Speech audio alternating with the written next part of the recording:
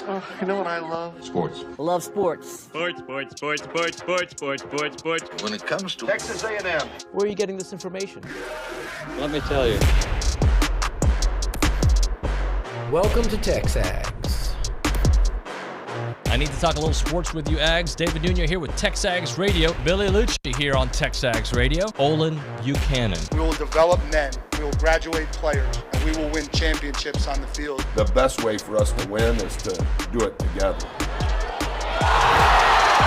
Do you realize everybody knows who you are right now? Very thankful for the 12th man. They've won us games. Been in college baseball for a while now, but I've never experienced anything like 12th man. That's about as pretty a throw-catch combo as there is. I saw the safety roll, the slot fade. I knew where I needed to put the ball. Our skill set worked great together. Like, he was more speed and I was more power, and then we put together, it was like thunder and lightning, you know. You know, if I'm betting on anybody, it's the Aggies.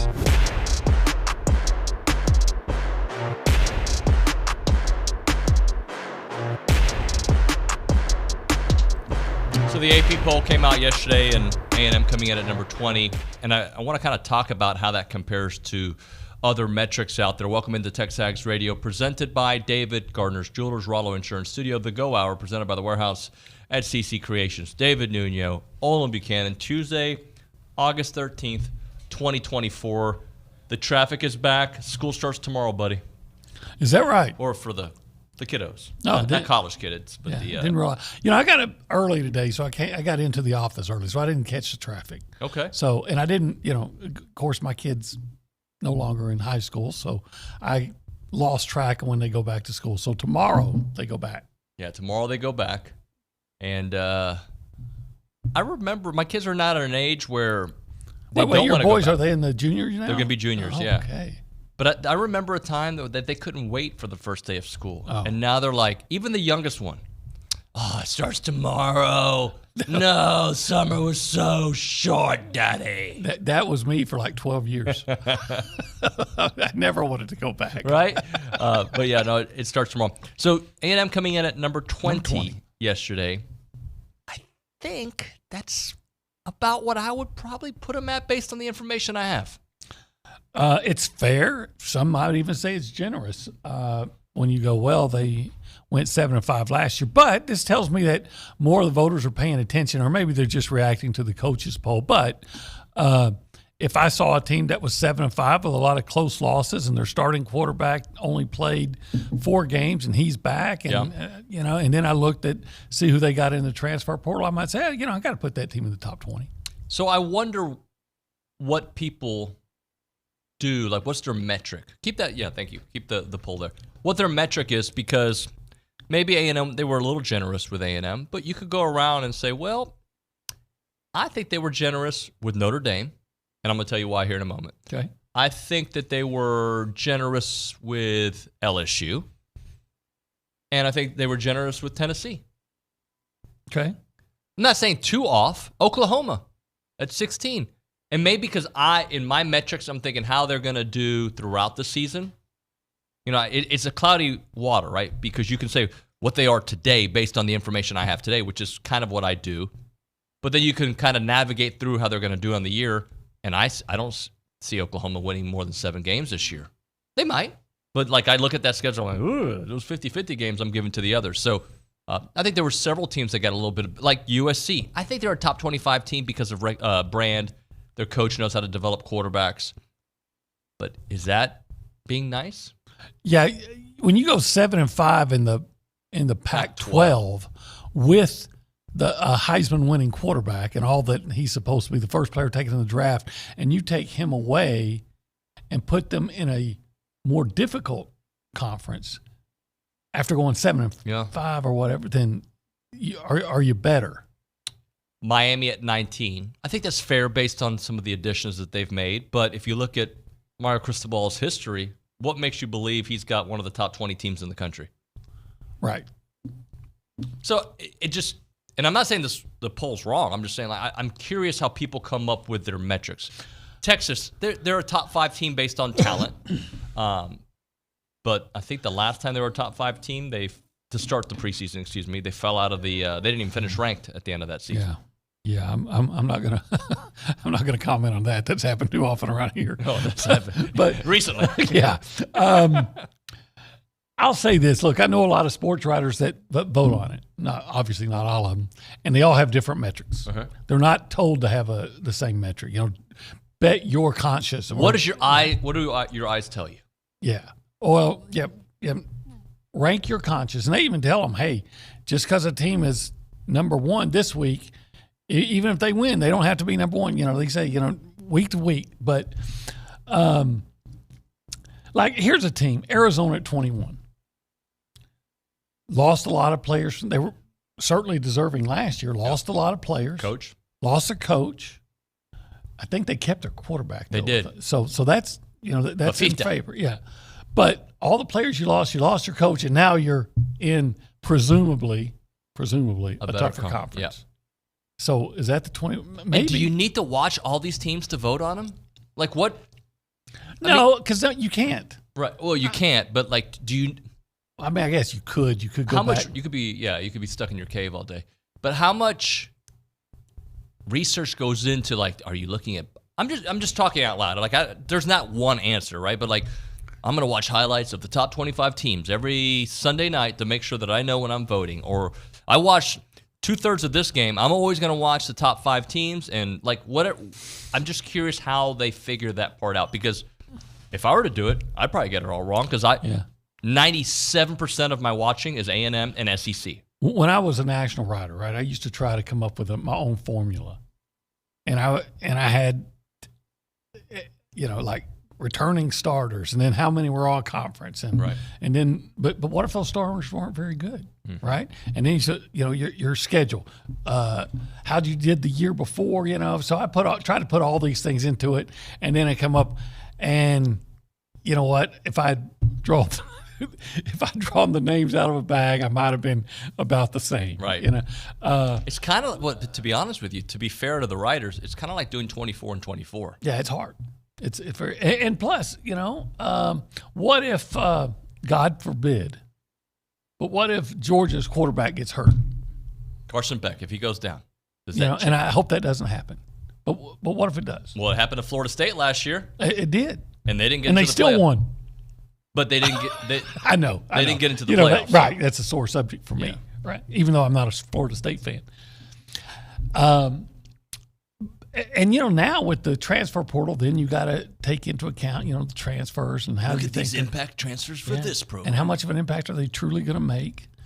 So, the top 10, I guess I can't really have a big issue with. I understand why you would say that you wonder a little bit about Notre Dame. Well, I wonder about Notre Dame for 2 reasons. All right.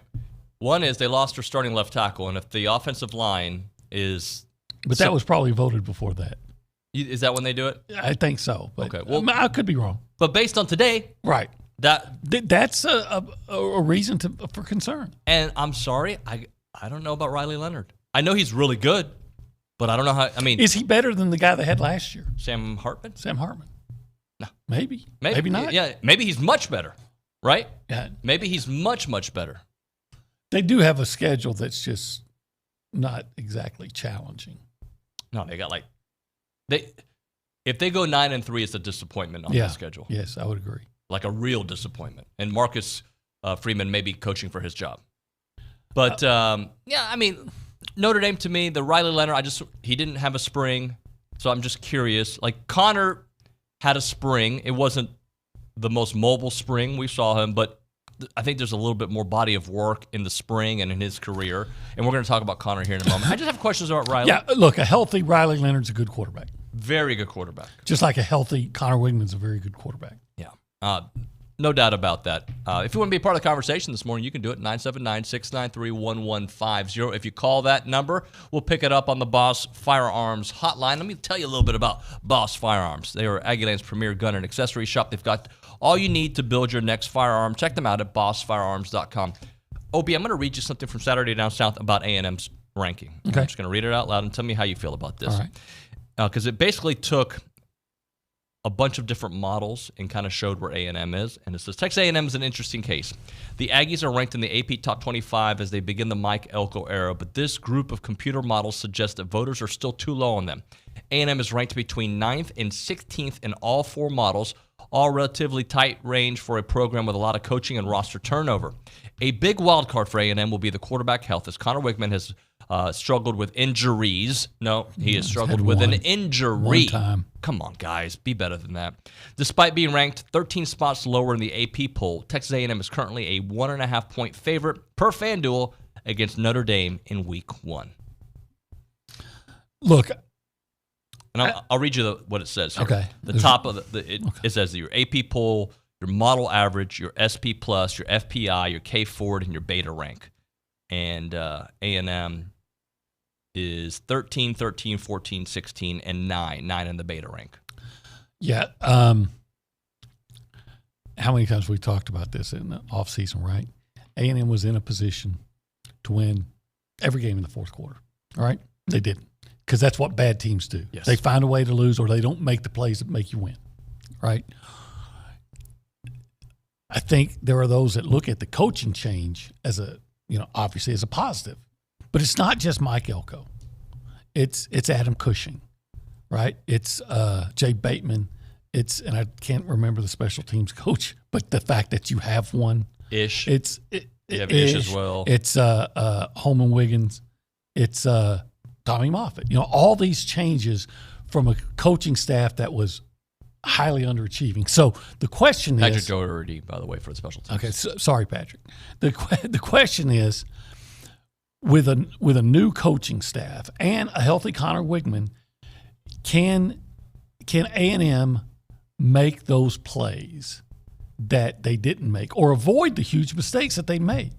Now, if they can, to suggest A&M's a 10-win team is not outlandish. Right. Because with all the issues last year, they were in a position to win all these games. But what's the receivers are going to be like? I went on SEC Unfiltered one day last week with Chris Phillips, and some people were actually happy with my appearance. So there was a post about it, which was thanks, guys. But there was a few that were like, that's too low for A&M, because I think they had the look. I think I phrased it. I didn't watch myself. I think I phrased it. They had the look of an 8 or 9 win team. Okay. And some people thought that was too low. Yeah, it's too low for what I want. But I have a hard time just jumping to the 10-win category until I see things. And when I say see things, it's not just the offensive line, although that's the biggest thing I want to see. But, hey, you now have a situation where you have a thin running back room.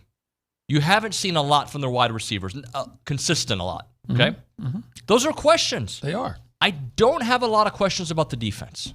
I don't. So that makes me feel great. But until here's where I think a big difference will be, and this is going back the Tommy Moffitt effect. My daughters were not complaining. This is preseason for soccer, and there's a lot of running, and more condition tests, right? And they don't understand like the why behind it. Dad, we don't do long. I go, but sweetie, if you're at your best at the end of a game, when the other team is tired and they're throwing up because they're exhausted, and you're at your best, you win those games. And I think that's where we're going to see it. We're going to see a stronger, mentally focused, physically more fit, and disciplined team at the end of games. So that's where I can give you more bumps up, right? I absolutely can give you that. But you got a lot of top 10-ish teams coming to Kyle Field that you have to prove that you can beat. Right. Look, bottom line is, last 2 or 3 years I've looked at the roster and I keep telling myself, man, that's a 10-win team at least. And then they didn't. They underachieved. I do have faith in Mike Elko, but there was a time I had faith in Jimbo, right? So, again, we're back to the, acting like we're from Missouri and just say, I don't want to talk about it, just show me. Yeah. And, isn't that what the Aggies were telling us up at SEC Media Days? They were saying, hey, our whole motto, if you will, our whole mentality in the offseason was, don't talk about it, do it, go to work. Go to work. Just shut up and go to work. So let's until you actually see A&M go out and beat somebody good or beat somebody on the road, I think it makes sense to be cautious. Here are two things that I can guarantee.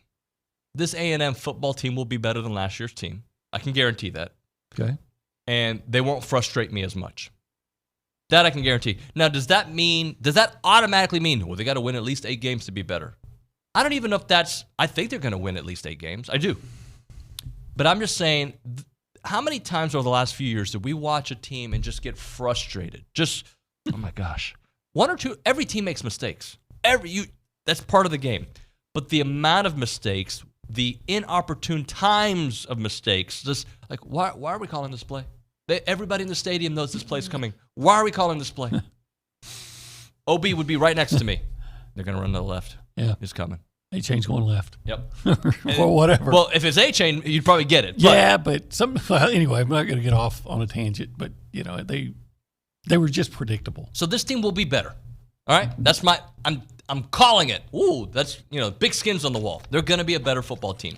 I believe that in my heart. Do you go from a C to a C plus or to a B minus or to a B plus or an A? See, I agree with you. They're going to be better. I just don't know to what level they'll be better. And I do think they'll have a better record than last year. If they go into the bowl game with 9 wins, you're going to feel really good about this season. You may look back at the 3 losses like, they could have had that one. Oh, they got blown out on that one. I'm not saying that's going to happen. But if they go into 9 wins after what we have experienced the last 3 years, you're going to feel like year 1 that's the right direction. But in that case, I'm sorry, Obi, I didn't mean to cut you off. No, you didn't. In that case, you're probably losing Connor, Nick Scorton, and then you're going to Shamar's, right? You're going to lose a lot of guys for that. So, in fact, 9, I hope it's too low. Let's go for 10 in the playoffs. Well, that's what I'm hoping. I'm expecting 8 to 9. 8, I said before, is acceptable in a first year for the coach. It's acceptable. 9 was okay. I feel pretty good about that. All right, it was all right year. But A&M, I still believe, should be a program, I say this all the time, should be a program that always expects 10 wins. And when you do have that 8-win season, it's kind of a rebuilding year. But you have too many – now, I'm not putting that on Elko this year, but you do have too many advantages to say, gosh, I hope we somehow win 10 games. No, you should come in you should be the same way LSU is. Let me ask you this. If you had the similar run that LSU's had, minus the championships, I know, okay? Right. But like their good years, bad years, minus championships, right. Would this fan base be happy? Happier, because LSU's had a few clunky years in there too. But they typically win 9 or 10 games. Yep. So, I think they'd be happier. But quite frankly, I think A&M should be feeling like they should have the kind of years that – look, if Ole Miss can go out and have a couple of, 2 10-win seasons in 3 years and they're expecting their best year ever this year, that should be A&M. If Ole Miss can do that, why can't A&M? I'll tell you why. Because, quite frankly, even though people don't like it, Ole Miss's coach was light years better than your coach. I'm going to go back to 2015, every year of LSU, minus the championship, okay? Okay. 9-3, 8-4, 9-4, 10-3, 5-5, 6-7, 10-4, 10-3. Yeah, they've had some clunky years in there. But they've had a lot of but typically they win 9 or 10. Yeah. And I think this fan base would be very happy with that. Obviously, we want more. But I'm saying for where we are right now, if we went on that kind of trajectory, that sets the tone for those 15-0 seasons that LSU had. I'm saying, like, you got to get there before you get there. Unless you got the right quarterback and coach, which, by the way, I think they got the right quarterback and coach. Well, I hope so. I like everything about the way that we've said this, about everything that Elko's done. I think Elko has come in and done all the right things. I like him. He could work with his media policy a little bit, but other than that, everything about the guy, I think he's done positive steps. And of course, I'm really high on Connor. Yep. Got to see it, man. Got to see it. I got to see it. Hey, we're late. Let's go around the room and say hi. We're only going to say hi to one person right now because I'm angry. I'm mean. I'm just kidding. Let's go behind the glass and say hi to Nick Savage. I think he's directing. Yeah, it's me. Hey, Nick. Howdy, good morning, y'all. How much wrestling did you watch this morning? Big wrestling guy. Yeah, big, what's his name? Brian Gamble, wrestling fan here. Anyways. We're going to have Coach Gamble on the show today, so looking forward to talking to him. He was at A&M toward my senior year through 02-ish, I believe. 99 through 02. Yeah, there you go. So we're going to have Brian Gamble on the program a little bit later. Looking forward to talking to him. Oh, the former A&M linebacker. Yeah, not the wrestler. It was a joke. It was an inside joke between Nick and I. One of my greatest interviews was with him. Like where it was like. Well, I don't want to take the time away from Nick, but no, go ahead, OB. He once told me, and this is what I always liked about A&M back in the day. So I'm interviewing him about they're going to play Texas Tech, and he starts going off. Yeah, they were favored and tore down the goalposts for beating us. When they were favored, who tears down the goalposts when you're favored? When you're expected to win. And he said, but I know why. It's because they all wanted to go to Texas A&M, but couldn't get in. And I looked over at AC, and AC's kind of shaking his head like, oh, Brian, that kid will say anything. Whereas at my previous job before that in Austin, well, I was actually in Austin at the time, but when I was covering the other team, their SID would break in and end an interview, you can't say stuff like that, and then try to, convince you not to write it. Well, and you were also a local guy, so, it probably didn't matter as much at the other place. Well, I'll explain it. I don't know where you're going. I'll explain it at the break. I love Brian Gamble. That's what Brian Gamble's great. What I mean is I've been told that the Texas SIDs love the national guys. Oh, yeah, that's true. Way more. Yeah. Our guys love us. They typically treated me well. Yeah. Typically, okay. Good. Typically. Good. Our guys here to treat me great. Appreciate them. All right. Let's hit. Nick. Anything else you want to add, buddy? I did, but I'll hold it for later. You sure? Yeah. I want to give it the time it needs. I'll hold it. He wants to let it breathe. No. OB. People would rather hear your stories than what I'm going to bring up. I promise. And now we get those texts. No, please. I want more Nick. It's coming. Yeah. Good job, Nick. Appreciate you, buddy. I want more Nick Scorton. He's the best Nick in town. Followed by Nick Savage. All right. I'm sure. Oh, no. We have Nick who texts the show all the time. Nick C. He texts. He's in the top 5. All right. Looking for a reason to come back to Aggie Land, or you're looking for a great opportunity in working with Aggies, you need to reach out to the Association of Former Students if that's the case. They're seeking to hire professionals to join the team. In years past and months past, they've had openings in fundraising, marketing, a lot of other different departments. They are the nation's premier alumni association and the oldest organization serving A&M in support of that Aggie network.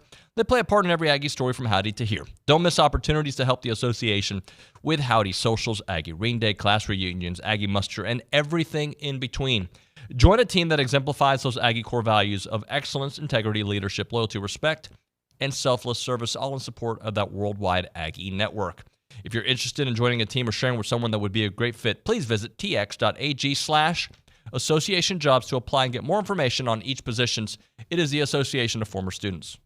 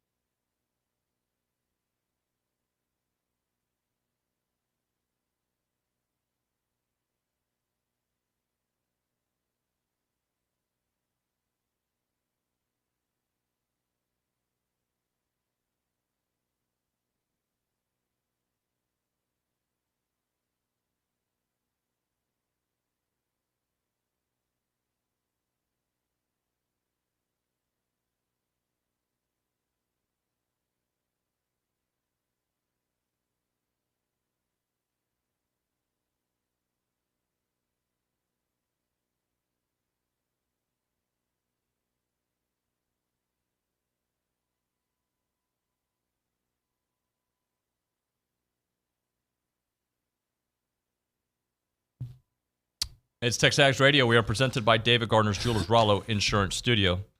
Obi, who's this? I think it's George Strait, but I don't know. Or his today. Sure.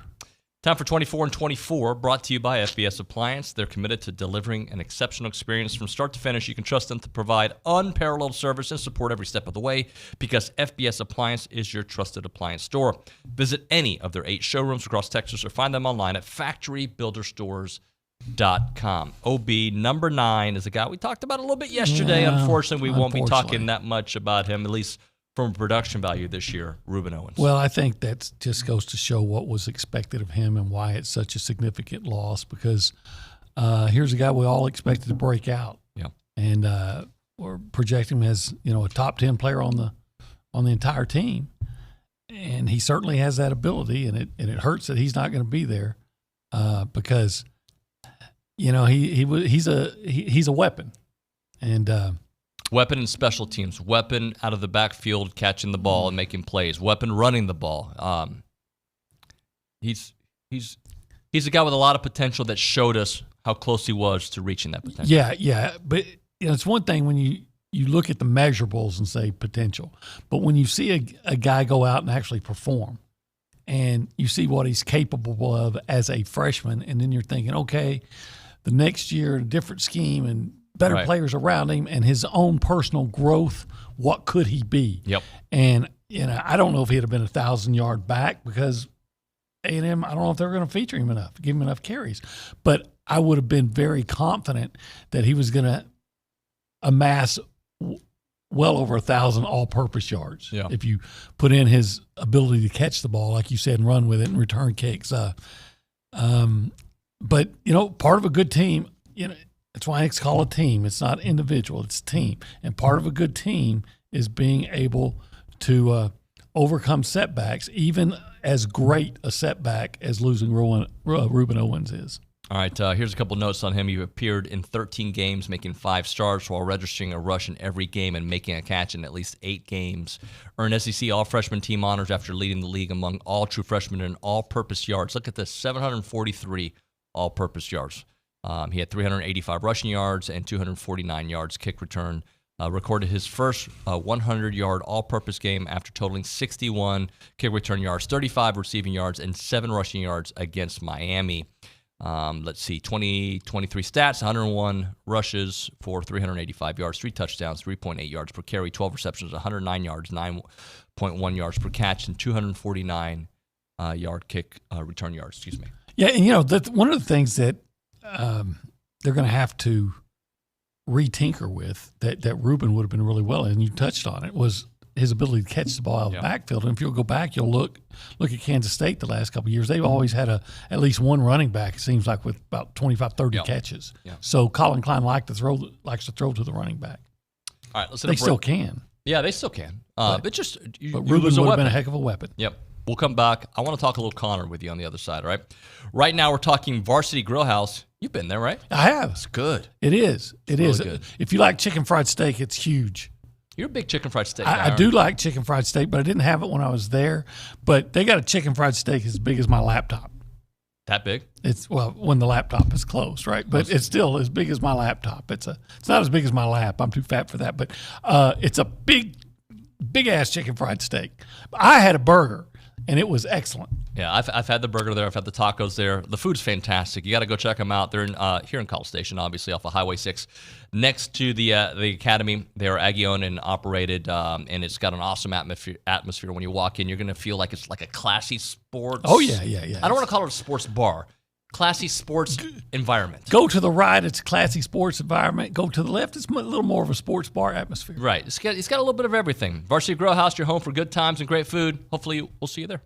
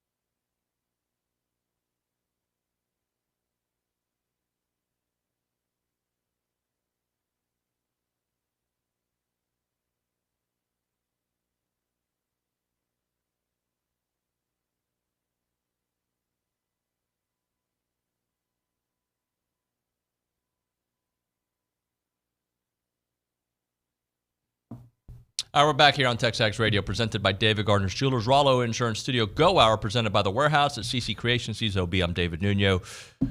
What are some of the most iconic sports anthems you can remember? Like watching a broadcast, and like for instance, for me, the NBA on NBC had this little jingle. Da-na-na-na-na-na. You don't look like you know what I'm talking about. I remember they used to have way back, probably before you did. They had their song like the NBA on CBS or whatever, and it had a nice. Yeah, that's the one I think. I think it's the one on NBC, like back in the day, and it was like a catchy song. Did the SEC on CBS have a catchy song? They did, right? I don't know. I'm pretty sure they did. Yeah, it went. Yeah. Well, the one I was talking about actually had words. Nick do this by himself, a cappella. Go ahead.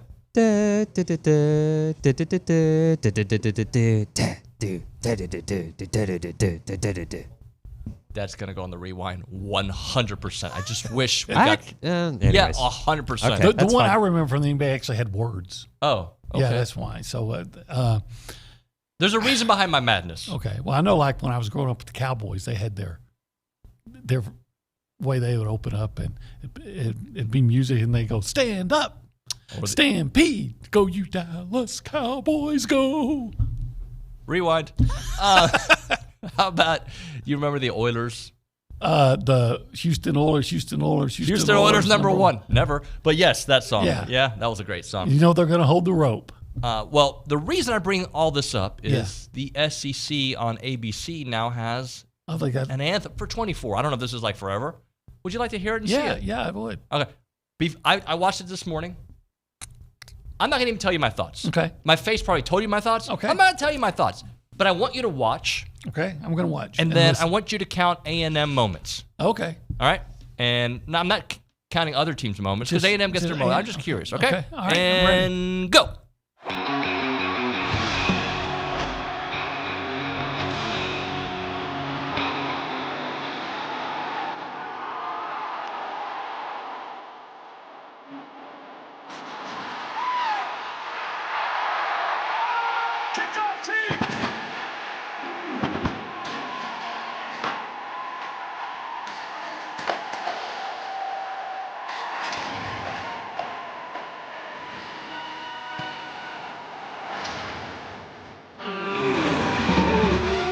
Football's about respect. I want to experience this with you. Playing with that passion and that heart. Let's go. Pure, unbridled passion. This place is rocking. Let's go SEC football. It's probably... I actually kind of like it. It's okay. I don't mind it. You know what I like? I like is that they, took a Tom Petty theme. A guy from Gainesville, Florida, that everybody knows. It's a good song for what they're trying to get at. I liked it. I wanted more A&M. Yeah, and I think 4 is probably fair. It probably is. Only 2 times with players. Right. Clark Lee gets to talk. I'd like to see Coach Elko talk. But I mean, look, this is an A&M talk show, so I'm going to be selfish. I'm allowed to be. If I were the director of that, I think A&M would have been more prominent. That's just me. But I don't have a problem with it. I could see myself after hearing it 37 times, singing it in my car. Woo-hoo, like the Feinbaum song. That song's a jam. Yeah. You come on. It's a good song. It's catchy. It is good. Have they changed it with the new they've added Oh, I'm out. Texas and Oklahoma into it. Yeah, I'm out. Yeah. But you have to.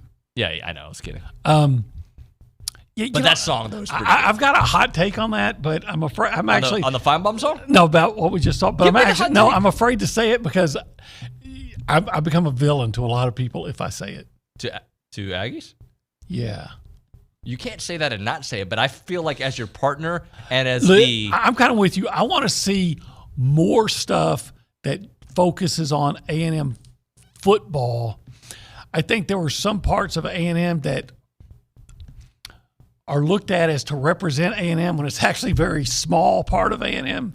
Yeah, look, I'm very proud of all of our old cultures. I would have just liked to have seen Connor throwing the ball. There's video evidence of Connor. I understand Nick Scorton, like not putting him in. You can't put him in. I understand that. Right. But I would love to have seen Connor. And there's others. Like there's plenty of other guys. But but fine. I'm happy with it. The song is catchy. We're in it 4 times. I didn't see how many times Ole Miss was in it or Oklahoma. It's not about that. When I saw Clark Lee talking, which was a cool bite, I would have liked to have seen Coach Elko, but I understand he hasn't. There was not a lot of evidence. Like if I was going to show crowd shots of A&M, I think one of the coolest things about A&M as a crowd shot is the Song of the Horns. Oh, yeah, so yeah, that's yeah. what I would show if I was going to show a crowd shot.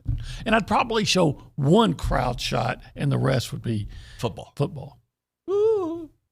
But, the whole running down the dream theme and using a guy who is, synonymous with Southeastern part of the United States, yeah, it was great. I think works. The first time I saw it, I was like, I wanted more A&M. This time, I think the song hit me. Yeah. And I was like, oh, okay. I wonder if, and maybe I should know this because I bet they do. I wonder if at Florida, if they still, before the fourth quarter, sing "I Won't Back Down." They started that after Tom Petty passed away, but like I said, and it's actually pretty cool. We're going to find out. I saw it the last time I was there. When was that? When A&M beat Florida there, and Eric McCoy body slammed literally body slammed a linebacker. Can't remember the actual year, 2018, 2019. Okay. And it was really cool to see. I wonder if they still do it. I bet they do. It'd be a good idea to make that a tradition.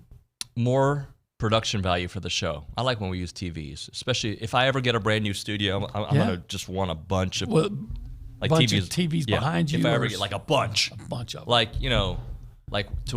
The amount of TVs that would make Ernie Johnson and the TNT crew be like, this is better than what we. That's if I ever made if I could construct, that's what it would be.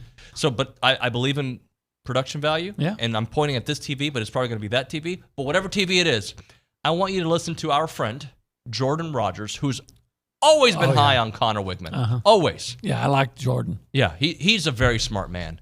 He went to Vanderbilt. He went to Vanderbilt. Well, that's part of the reason. He's the one who made sure that Clark Lee was going to be in there. No, here's Jordan Rogers on Connor yesterday. 5 more SEC teams in that group. Who do you think might be the most undervalued? I think it's A&M at 20. Okay. I think and here's, I'm going to say it. I think Connor Wigman is one of the best quarterbacks in the entire country. I think he is completely overlooked. If you flip on the Miami tape from last year, you will not find a single game from any quarterback with as many big-time throws as Connor made in that game. Yes, I know they lost, right? Defense couldn't stop anybody. Yes, there was 2 interceptions. One of them was last play of the game, a Hail Mary, essentially. The other was receiver slipped. None of those were on him. There was not a quarterback at the beginning of the year playing as good as he was. The timing, the big-time throws, the talent, and now you add Cullen Klein, who's going to build this offense around him. I've been the one pounding the table of this Jimbo offense for years, saying, do something to help your quarterback. Move somebody pre-snap. Go in a different formation. It didn't happen. Last year, I started to see a little bit of it, and you saw the potential that Wigman has. With this new scheme, it's going to be lights out. I think they are undervaluing how good he's going to be. Okay, that sports turned me on. That was awesome. Yeah. In a sports way. You know what I'm saying? Okay. I'm all in. When we talk about 10 wins, you're.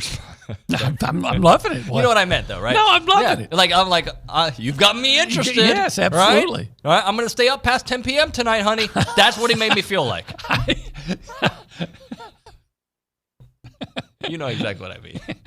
Say, hey, Elizabeth, you think I should turn on some SEC Nation? Some Jordan Rogers before? I'm not going to say a dude's name. I'm going to say the concept. Got me very intrigued by what the truth. Right? Listen, I think he said it much more eloquently. The same thing we've been saying. Yeah, but he, of course, he's more handsome. He's more accomplished. Yeah, I get it. And everybody's more eloquent than me. But he said it that way. Yeah. What I like about it, what he said was he pointed out the interceptions and how they occurred. How many people would just look at a do you think he comes to TexAgs for his show prep? He might. No, he probably watches the film. But everything he said there was spot on. Now, again, about Connor anyway.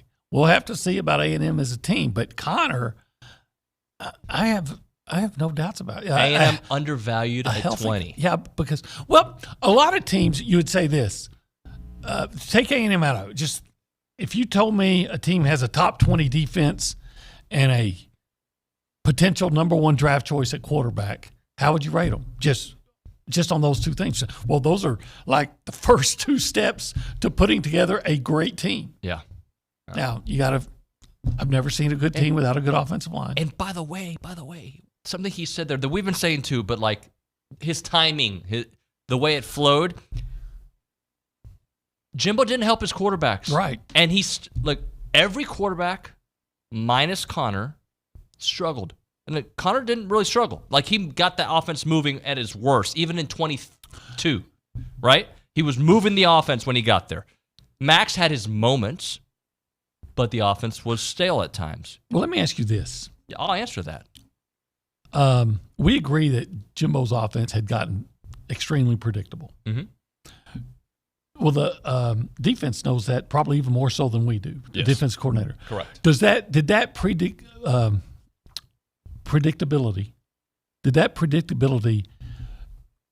Was that a factor? Do you think how much of a factor was that predictability in A&M constantly losing quarterbacks?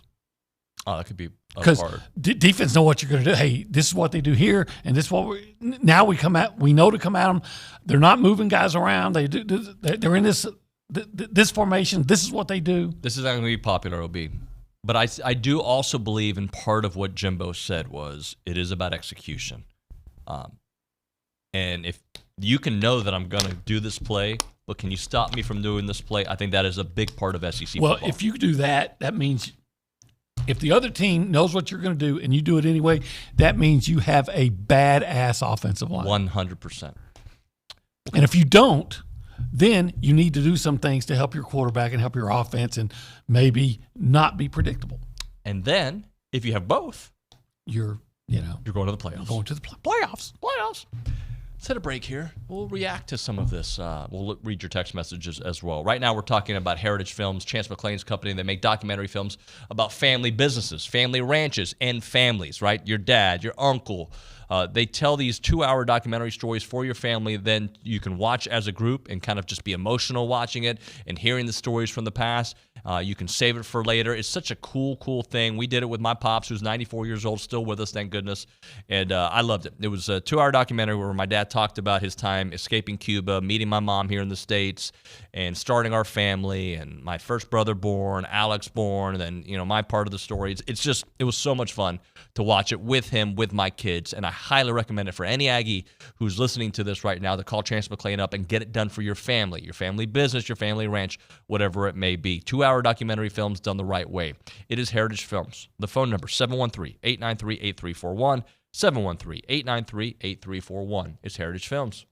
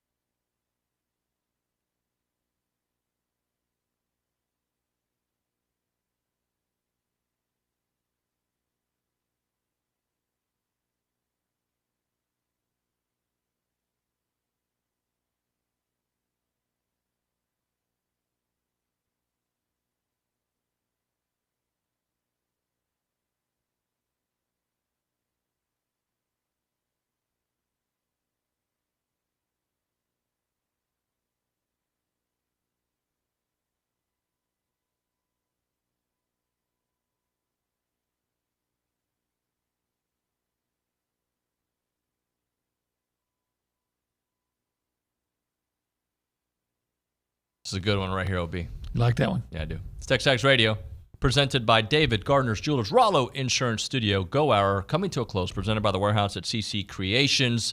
Maroon never looks so good with Maroon U. A couple of thoughts on the YouTube page. By the way, Nick, help me out here, buddy.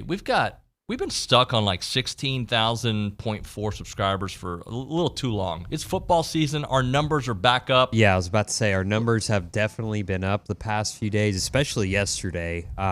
So, yeah, keep liking, keep subscribing. Goodness gracious. We appreciate it. I take it as a personal favor, if you would. Subscribe. In fact, OB will come over for like parties if you do it. Like he's available for free. I'm kidding. Yeah, if I could just get all my wife's family. They're in town, right? I'm talking about all of her family. All the family. Yeah. Get them all to subscribe. Get them all, yeah. Then we break the 20,000 mark. Well, we should, by the start of the football season, in my opinion, what do you think, Nick? By the start of football season, be at 18K? That's only 2 weeks. Big ask, couple weeks, right? But yeah, I think there's some things coming soon that will, might cause a little bump. Like some content ideas that certain people in this building have. Yeah. Huh. Ideas. What else? Just ideas? Yeah, I can't think of anything witty to say. Sorry. All right, Inconvenient Pothole says Jordan Rogers, what a good egg. I think he means what a good job, I'm assuming. Well, maybe it means he's a good egg. Okay, what does that mean to be a good egg? That means you're a good person. You're one of the good ones. He's a good egg. Cuban community, we don't say that. Oh, okay. Yeah. White folks do. That's not. You don't want to be called that. Brad Pitt as Billy Bean in Moneyball. He tells that guy, he said, "Hey, you're a good egg." Okay, I think you're right. Toward the end. Yeah. Yeah, I agree with that. Yeah, I remember that part in the movie. A couple other messages to read. Here's Madden in Houston. Got to show home of the 12th man. Maybe they did and I missed it. I don't remember seeing that sign. Do you? I don't either. Yeah. But again, I love that shot, and it says "Home of the 12th Man." I think they have this in the Feinbaum opening. It says "Home of the 12th Man," and they're doing the swaying, the song of the horns, and I think that's to me that's an iconic shot. Nick Cavazos in College Station says we should be at least 4 or 5 spots up. I think 16 or 15 would be really high based on what we know so far. Yeah, but I don't care if they weren't ranked. I wouldn't care. It doesn't matter. But I do. It's interesting. I don't care, but I do. It's a Nuñoism, I know, Nick. But I'm glad that we get a little respect entering the season based on what this university should be doing. I also recognize we have fallen flat the last few years to where you don't necessarily get that grace, but we do continuously get that grace to start seasons. Yeah. A&M lately has been the ultimate, cry wolf team, and so. But it's not our fault. Everybody thought it. Like when people like. Well, it's like I said, you could look at the roster, say it's a 10-win roster, and then is that a 10-win schedule? I think it is. If you protect home. Well, actually, with this team, you got to win on the road. Yeah. But again, new year, new benchmarks. Winning on the road, yes, that's what we do now. Mm-hmm. Let's see. Yeah. Obi, thank you, buddy. Yes, sir. All right, when we come back on TexAgs Radio, we're going to do a couple different things. We're going to talk to Cole Thompson from SEC Unfiltered. Then we'll talk to Brian Gamble, talk about his time at A&M and also at UTRGV. He's their defensive coordinator. They start football next year. He's got his freshman class coming in this week. Spencer Tillman will join us as well. Good old friend. I used to work with Spencer. He's a great dude. And then Tom Hart to close out the 10 o'clock hour. That and, of course, your phone calls at 979-693-1150. You're listening to TexAgs Radio presented by David Gardner's Jewelers.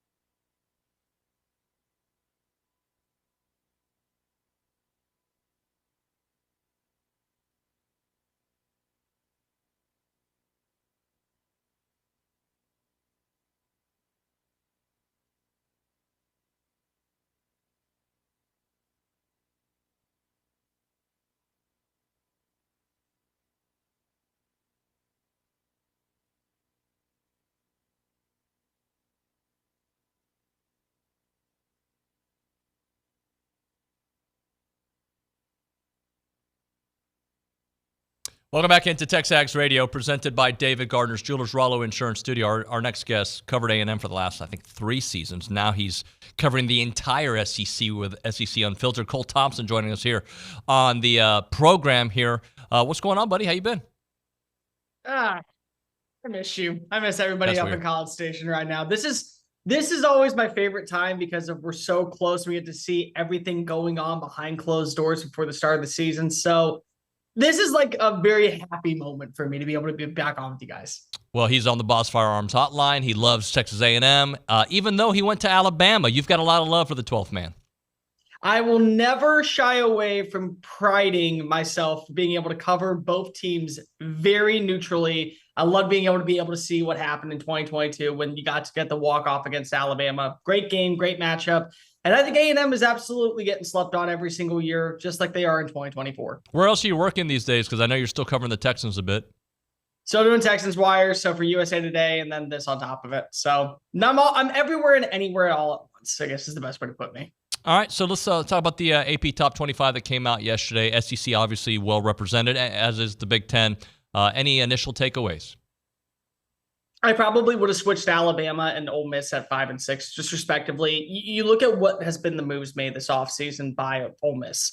Their entire premise was, let's build around our offensive personnel because we know that if we have the line and the trench play, we're right in the college football playoff hunt last year. So they go out and they add in Diego Pounds. They go out and they add in Princely Ewan Manley Ellen. They go get Walter Nolan from Texas A&M. They go get Keith Lawrence. They go get Chris Paul.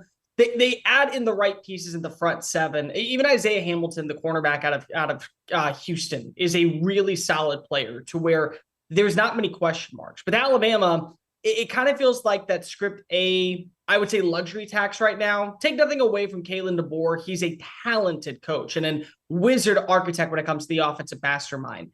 But you do have to wonder, how is this offense going to look for the first time with Jalen Milroe? You also did lose Amari Niblack. You lost Isaiah Bond. You lost multiple receivers to the NFL. You're bringing in a lot of new pieces, and it is a brand new defensive scheme underneath Kane Womack. So I understand why Alabama gets a little bit of the hype, but I also think that when we talk about teams and what they return, well, what is returning in Oxford, I think, is worthy of a top 5 status.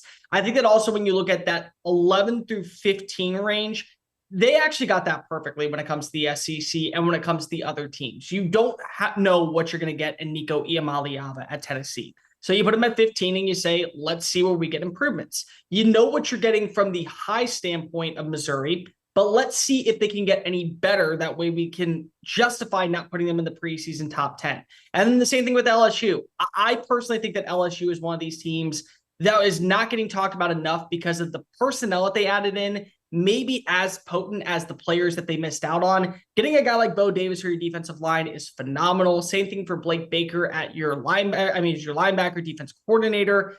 And they have an offensive line, Nuño. I mean, when you think about that, that's really what this comes down to me, is that when you have stability on your offensive line, you stand a chance every single week. I'm glad you brought up LSU because I'm not high on them. But not being high doesn't mean I don't think they'll win 9 or 10 games. Right. And if Nick can pull up their schedule, the reason I bring that up, or the reason I struggle with them, is I just have a hard time thinking you go from a Heisman Trophy winner and 2 first-round wide receivers, right, and expect the offense to not miss a beat. Let's just say they miss a little bit of a beat. All right, defensively, yeah, I think they have a better defensive coordinator, but I don't know if they made enough moves. So you look at that. I mean, obviously, I think they're going to destroy USC. I have no faith in USC. You look at their schedule; they should win a bunch of games. The Ole Miss game will be difficult. I hope the A&M A&M's won the last 3 home games against them. Alabama's always tough. Outside of that, that's a pretty manageable schedule. So I think they're still going to be in the 9-10 win range. I just don't think they're as good as what people are saying they're going to be this year. And maybe that's just because I don't buy into the schedule. I think the main thing is that you got to look at what would you be willing to give up. So let's say that you lose the rushing attack of Jaden Daniels, but you still keep the same consistency to the passing attack with Garrett Nussmeier. So he ends up balling out and he ends up throwing for 3,500 yards. You have 3 really accomplished, but also very under the radar wide receivers. CJ Daniels comes on in from Liberty. Guy last year was a reason why Caden Salter nearly was in the conversation for being the all group of 5 player of the year. I mean, when you have a 1,000-yard playmaker like that, it makes your job that much easier. Kyron Lacey is 6'2". You can line him up in the slot. You can line him up outside. I've talked to some people out in Baton Rouge. He has a great relationship right now with Garrett Nussmeier. That's probably your number one. And we know this about LSU. Every year, it just feels like, yep, another wide receiver comes on in, immediately flourishes. That's going to happen. And then Xavier Thomas was a kid that transferred from Mississippi State. All speed, all gas, no brakes. The guy does not have an off switch. He is a vertical threat. And when you get that arm strength of Garrett Nussmeier connecting, well, that's a recipe for disaster. And so if you say, let's instead of getting the number 1 scoring offense from last year to top 20 scoring offense this year, and you take off those 10 points and you then add those 10 points towards taking away pressure from the defense. And yes, there are a lot of questions, but the names they did bring in, Gio Pace, the defensive tackle from Wisconsin, is a name I hope many people around the SEC know just because of his established dominance of what he did in the Big Ten.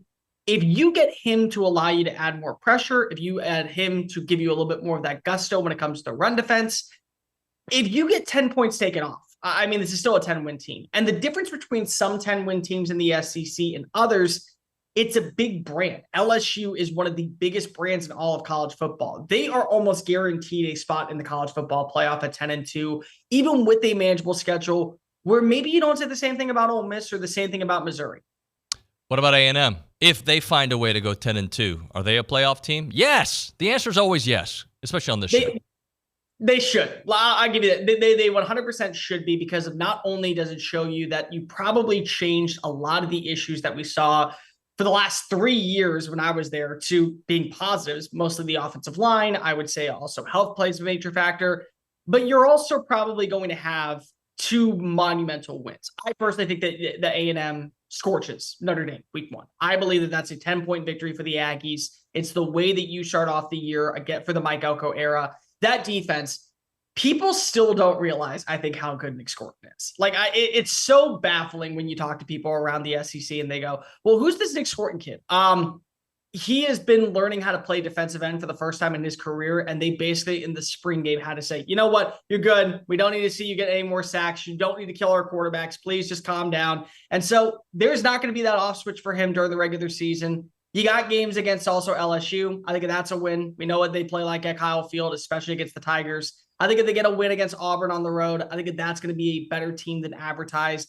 I think that also they win against Missouri potentially. So those are 4 wins against potential ranked teams that are only going to boost up your numbers when it comes to the standard and resume for the college football playoff. You get 10 wins at College Station, you should be punching your ticket to the college football playoff. Cole, sure. I mean, am I stupid for saying this? But I think pretty much any SEC team with 10 wins is a shoo-in for the playoffs. Am I wrong here? Yeah, unfortunately, I think you are, because here's the thing. I think ratings play a factor. And it's so bafflingly stupid because if we look at the resume, we also look at the strength of schedule. I mean, every team in the SEC this year is ranked in the top 30 for strength of schedule.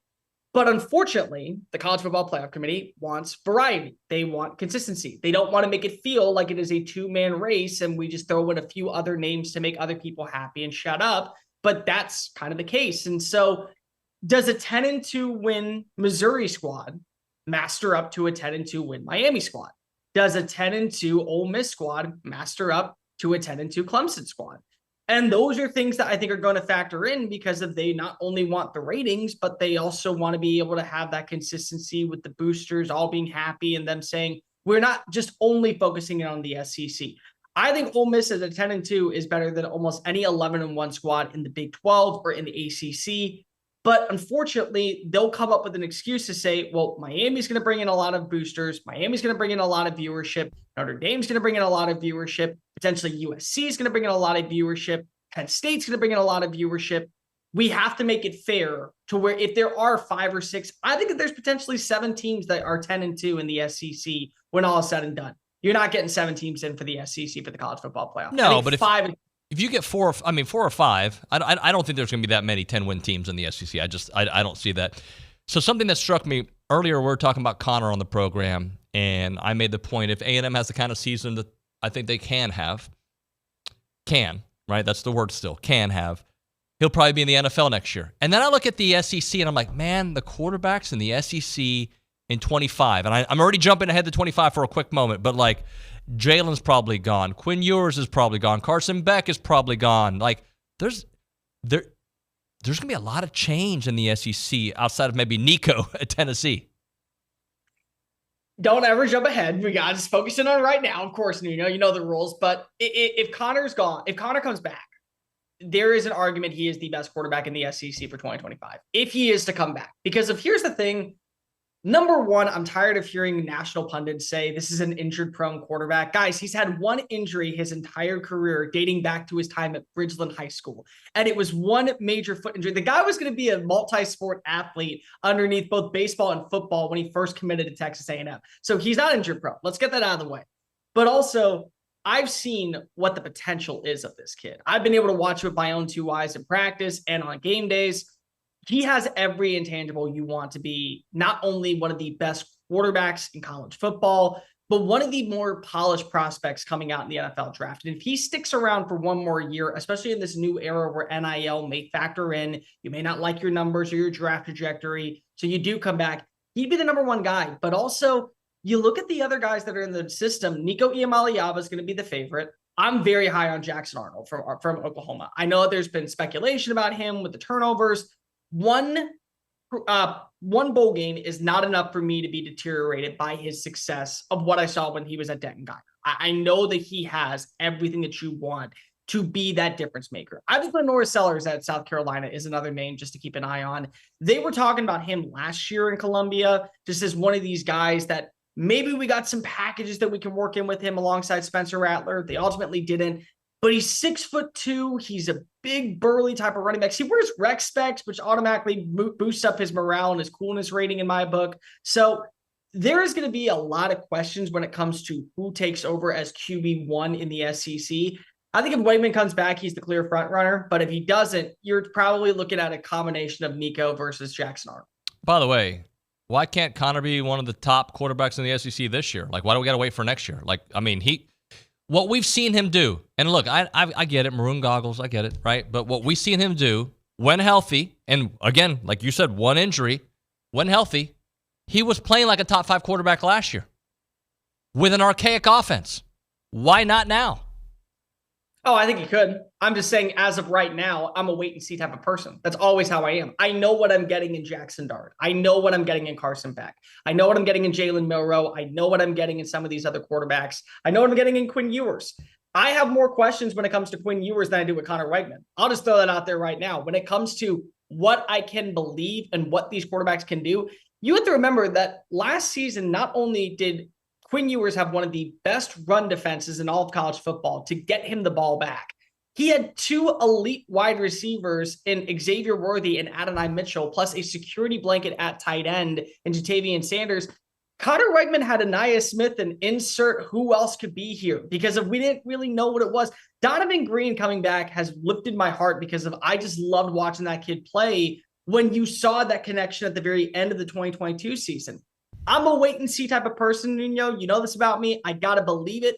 I believe what I've seen from him is enough to make me think that he is a top-half quarterback. I would probably say if there was a way that I rank quarterbacks, he's in the Raising Cane's quarterback situation. What that means is you would be okay with him as your starting quarterback for all 16 teams in college football. It may not be your favorite fast food joint. Raising Cane's may not be number 1 on your list, but you're certainly not complaining about a guy like Connor Wegman as your QB1. Cole, what questions do you have about Texas? I wonder about the running back room now, and I did before just because of, again, Jonathan Brooks was your bell cow back last year. Now you lose CJ Baxter for the year, LCL, PCL injury. I also think that Jaden Blue, as good as he is, he's a great home run threat. The one area of weakness that we talk about with Texas all the time has been their inability to win on 3rd and short. That was a problem in 2022. It was a problem in 2023. They were middle of the pack last year. Number 4 was a guy that could get you 4 yards on 3rd and short. He was a guy that could pulverize and push you forward. Do you have that now? Do you have somebody that can step up and be in that role? Is it Trey Wisner for that matter? And if it's so, is he only utilized on 3rd and short? And if that's the case, what do you do about a guy like Jaden Blue? Do you basically put him in bubble wrap for the rest of fall camp and say, you're not touching the field because we can't lose you? I also think about that secondary. The one thing that was always a blundering black eye for that squad was their safety play. And I think that Andrew Makuba coming on in from Clemson is a really, really talented playmaker. Guy won Freshman of the Year for the ACC back in 2021, but is that enough? What if you lose him for a season? Do you trust Michael Taffy on the back end to end up stepping up? Do you trust one of your freshmen to have to step up? Do you trust a Coffee to come play a major role? And if you don't, the explosive plays that you're going to see in the SEC are certainly much more potent and lethal and almost impossible to come back from than what you saw in the Big 12. The whole point that people are saying with Texas is they're going to have to wake up and earn their right in the SEC. Yeah, certainly they're going to. But I think the one thing that people don't understand in Austin is even if you're well prepared for those games, what you may not realize is waking up on a Sunday morning after playing against a Kentucky squad is completely different than waking up on a Sunday morning after playing a Steelers squad. And so the body and the mentality and the physical structure that goes into those battles between the trenches, that's really going to hurt you. I also think that their defensive line, I love the addition of Bill Norton from Arizona. I think that he's a great player, and I think that he's going to be a stud to replace T'Vondre Sweat. But how do you replace Byron Murphy? I mean, that guy was literally the Big 12 Defensive Player of the Year for my money because of he just enforced so much of the run to go in a separate direction, and it led the ball back to Texas's offense. So do you have another guy that can pair alongside him? Cole, talk to me about Michigan because I've read so many different things about them. The truth is they have a completely different offense, right? And a new coaching staff, and they have drama. But that doesn't mean the offense has to be bad, right? Donovan Edwards is back. The defense should be solid. Alex Orji, I don't know what I think about him. So just kind of help us understand Michigan, and then I want to close out with a little Notre Dame talk. Michigan's Michigan, and hail to the victors until otherwise is the way I put it, because they have that mentality. You have to remember that last season, there were 6 games where you did not have Jim Harbaugh on the sidelines. They did not care. They literally just ran past you. They were physical. They were able to win with their defense. They were great in coverage. They still have that same aura, and that's the main thing. You may lose Jim Harbaugh. You may lose Jesse Minter. You may lose a lot of players to the NFL. You also still have a majority of the players that were recruited underneath this system. And last year, Michigan was probably the definition of a player-led squad. And when you have that type of persona, you can take on the world. You can easily beat up on everyone. You could easily find your way to win multiple championships. And that's kind of what Michigan has, just unproven potential at that spot. They have Donovan Edwards, as you mentioned. They also have Colston Loveland, who for my money is the best tight end in college football right now, at least proven. Mason Graham is one of the best defensive linemen in the country. Will Johnson is the best cornerback in the country. They have good linebacker depth that is now going to have to step up and start. Alex Orji, from what I'm hearing out of camp so far, has been promising, but it may take a few games for him to start building that rhythm. So I think that when you look at a Michigan squad, they're probably going to regress. I think that it's fair when you look at them in the AP poll and they're at 8 and you're like, that's really low for a national champion. And when you lose that much talent and then Connor Stallions isn't giving you away a couple plays, then yeah, I get the reasoning why. But there's still a squad that has that same inertia, that same energy, that same aura, that same persistence, that is going to be a threat on Saturdays. If you don't bring your A game, they have the physicalness that can beat you into oblivion. All right, let's talk Notre Dame. Coming in at number 7, a game that you say A&M is going to win potentially by 10 points. What do you think about Notre Dame? Are they a playoff team? Does it come down to that A&M game? Obviously, they have a couple other ones that are important, but that's that could put them down a real bad path because that schedule's not hard. If they lose the A&M game and they go 11-1, they're in the playoff. If they lose the A&M game and they go 10-2, they're out. At least for me. I can't see a scenario where you can justifiably believe that this is a squad compared to SEC teams, potentially a Miami team, potentially a Penn State, maybe you throw in a wild card from the Big Ten. Maybe it's like an Iowa to where they face off against those rigorous schedules. And then you say, Notre Dame, we're going to put you in because of ratings. And it may end up being that case, but they do have a good defense. I'm going to give a lot of credit there for South Bend. What you've seen underneath Marcus Freeman to not only be able to retain defensive players, but bring in certain recruits that never would even look at Notre Dame back in the Brian Kelly era is phenomenal. Benjamin Morrison and Xavier Watts are 2 of the best defensive backs in the nation. They also brought in Mike Denbrock. And Denbrock, whether or not you want to admit was a key element to Jaden Daniels' success, he was able to get the passing attack really rolling last year at LSU. And so you bring in a ton of new weapons. Chris Mitchell comes on in from Florida International. You bring in Riley Leonard. You still have a very good run game that's a little unproven behind Audric Estime, but still very talented. I like this squad overall. I think that they can be an 11-1 team, but you got to beat A&M. I mean, when you look at some of the other teams on their schedule, I'm not high on Florida State this year. I'm not high on Louisville this year. I don't think that you're going to justifiably get that monumental victory that's going to put you over the top with 10-2 squads and say, yep, firmly playing in the college football playoff race. That defensive line of A&M versus that Notre Dame decimated offensive line, that's going to be fun for us to watch, I hope. Nick Scorton, bold prediction, 3.5 sacks in that game. We're on the same page there. Thank you, buddy. Appreciate you as always. Enjoy Texans practice. Take care, man. Cole Thompson there on the Boss Firearms Hotline. We'll hit a break. We'll do an open segment. I think Callie Gardner's in the house, so she'll help us out with some text messages. Right now, if you've got pain from arthritis, that's not good. Go live a better life. If you can't do the things that you love to do and you're wondering, man, like, how do I just get back to, like, living life like I was doing when I was 25, 35, 45, whatever the age may be, but I've got too much pain, you need to reach out to QC Kinetics because you don't have to have surgery. You don't have to have pain pills. You don't. Bone-on-bone constant pain is not good, and if you are worrying about it, reach out to QC because they've got these cellular therapies that can get you lasting relief, and they're the place to go. It's QC Kinetics with cutting-edge treatments that accelerate your body's own healing properties, revitalizing your joints so you can move again. If you're living with chronic pain or arthritis or injury, you need to make sure you reach out to them. And remember, steroids are not your only option anymore. Pain pills are no longer your only option. Learn how QC Kinetics can use advanced regenerative medicine to treat the pain, enhance the joints, restore the mobility, and give you long-term relief with no downtime. The local medical professionals at QC Kinetics are ready to help you get your life back with regenerative restorative cellular treatments for those achy joints. The future of medicine is here. It's right now in Brazos Valley. Call them up, 979-452-6000, QC Kinetics, 979-452-6000. That's 979-452-6000.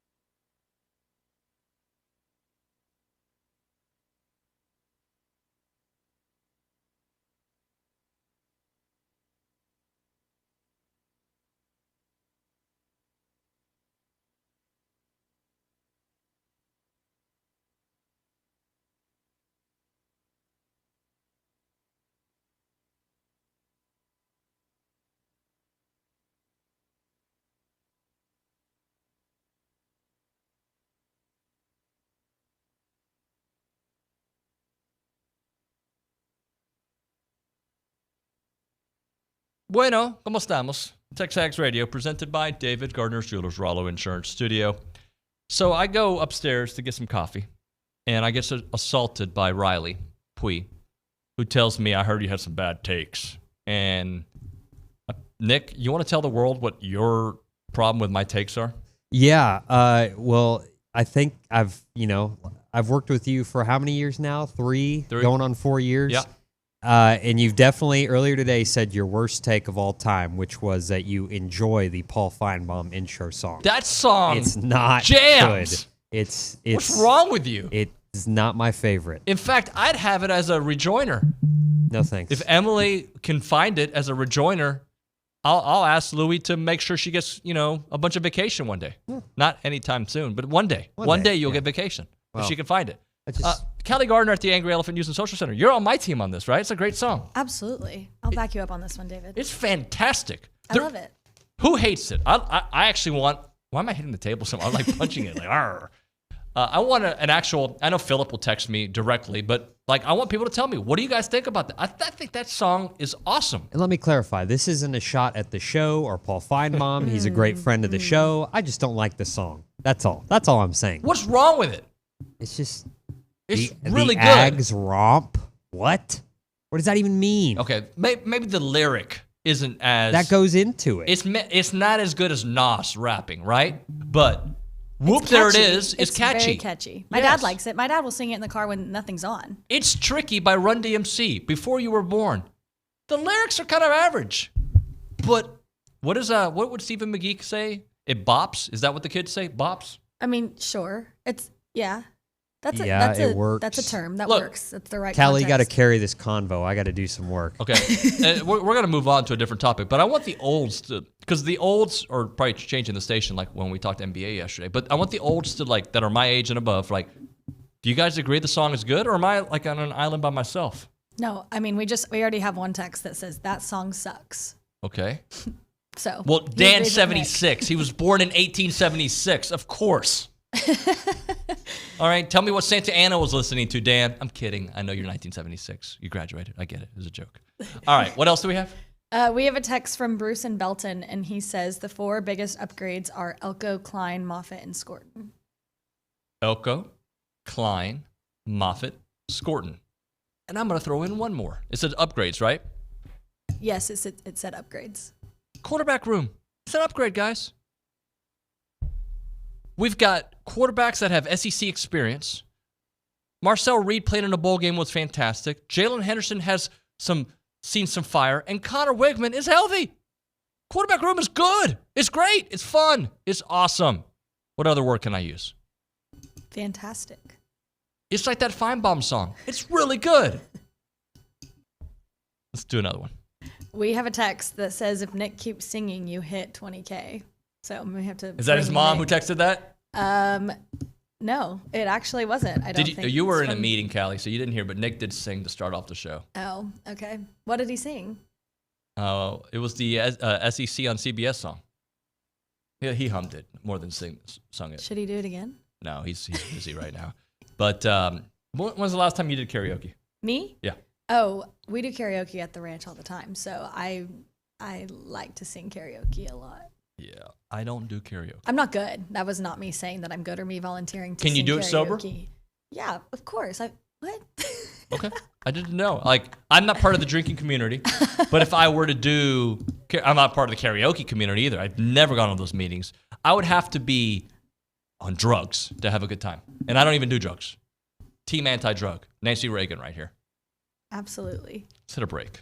We'll actually class up the joint. We're going to talk to Brian Gamble on the other side, talk about his time at A&M. We're going to talk about what it's like to build a football team from the ground up. He's the defensive coordinator at UTRGV. They don't even have a team yet. They don't start football till next year. The freshmen are moving in this week, or next week, I should say. So we'll talk to him about all that. Right now, let's give away a car wash. Your car wash tradition with the friendliest staff and a personal touch wants to let you know that they are Aggie Land's first green car wash, where they recycle 100% of their water. They've got the original location in South College Station on William D. Fitch. You know it. They got the brand new location, 2528 Texas Avenue South in College Station, across from the Planet Fitness. And both Aggie Land Express car washes have all the services you want. Obviously, you can do it yourself. They've got these unlimited monthly packages starting as low as $19.95. They also have the new location that offers a full-service wash, and you can choose that full-service option. Their team will take care of the cleaning, the drying, the vacuuming, the Armor All interior, and they'll do it over a covered area so that your car stays cool. I'm reading really well today, by the way. Special deal for a limited time. They're inviting you to try the full service option for half the price. It's normally $40. You get it for $20 off if you tell them that David Nuño sent you by. So if you want to try it, I'm going to give a free one right now. 979-693-1150. The first caller is going to get themselves a brand new Aggieland Express car wash for free, $40 value. Give us a call right now. The first person will get that, and it'll have to be at the Texas Avenue location. Call right now, 979-693-1150.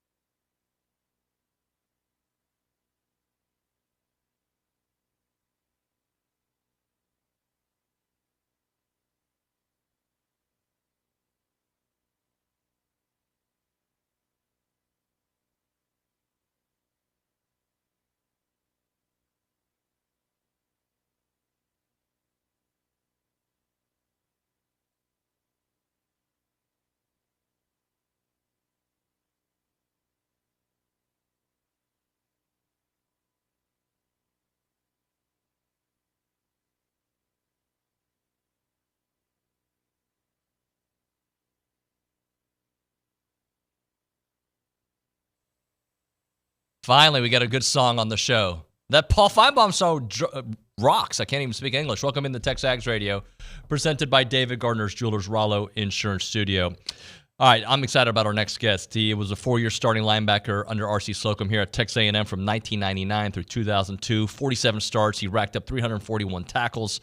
Second on his team with 82 stops during his senior season. Led A&M with 110 his first year and was part of the Big 12 All-Freshman team, second team All-Freshman All-America, and he is now the defensive coordinator at UTRGV.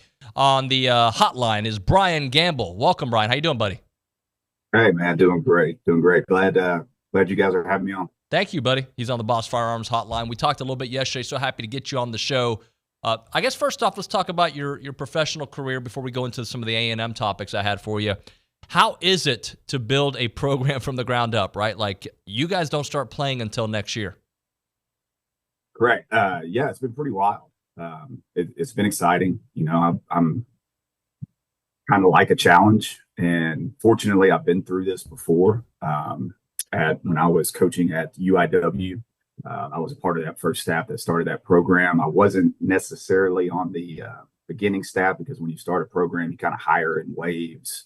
But I've been at UTRGV from the ground floor, one of the first group hired. So we went along the whole pretty much last fall and spring with 4 coaches. So you talk about recruiting and all of that. You only got 4 guys and you're driving all across the state and doing the work of what, 10 to 11 guys would normally do. And then, when it comes to just setting a culture, buying equipment, all the things that you take for granted of programs that have been established, you have to think about all those little details. And so it's a fun puzzle. And it's also fun to know that you're going to have your stamp on something and it's going to be historic. This is the first time they've ever done it here.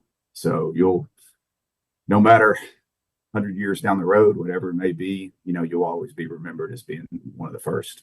How hard is it to sell like this vision that you have no proof, but at the same time, it can be exciting for a young player, I'm assuming, like, hey, you can be the first to do it all.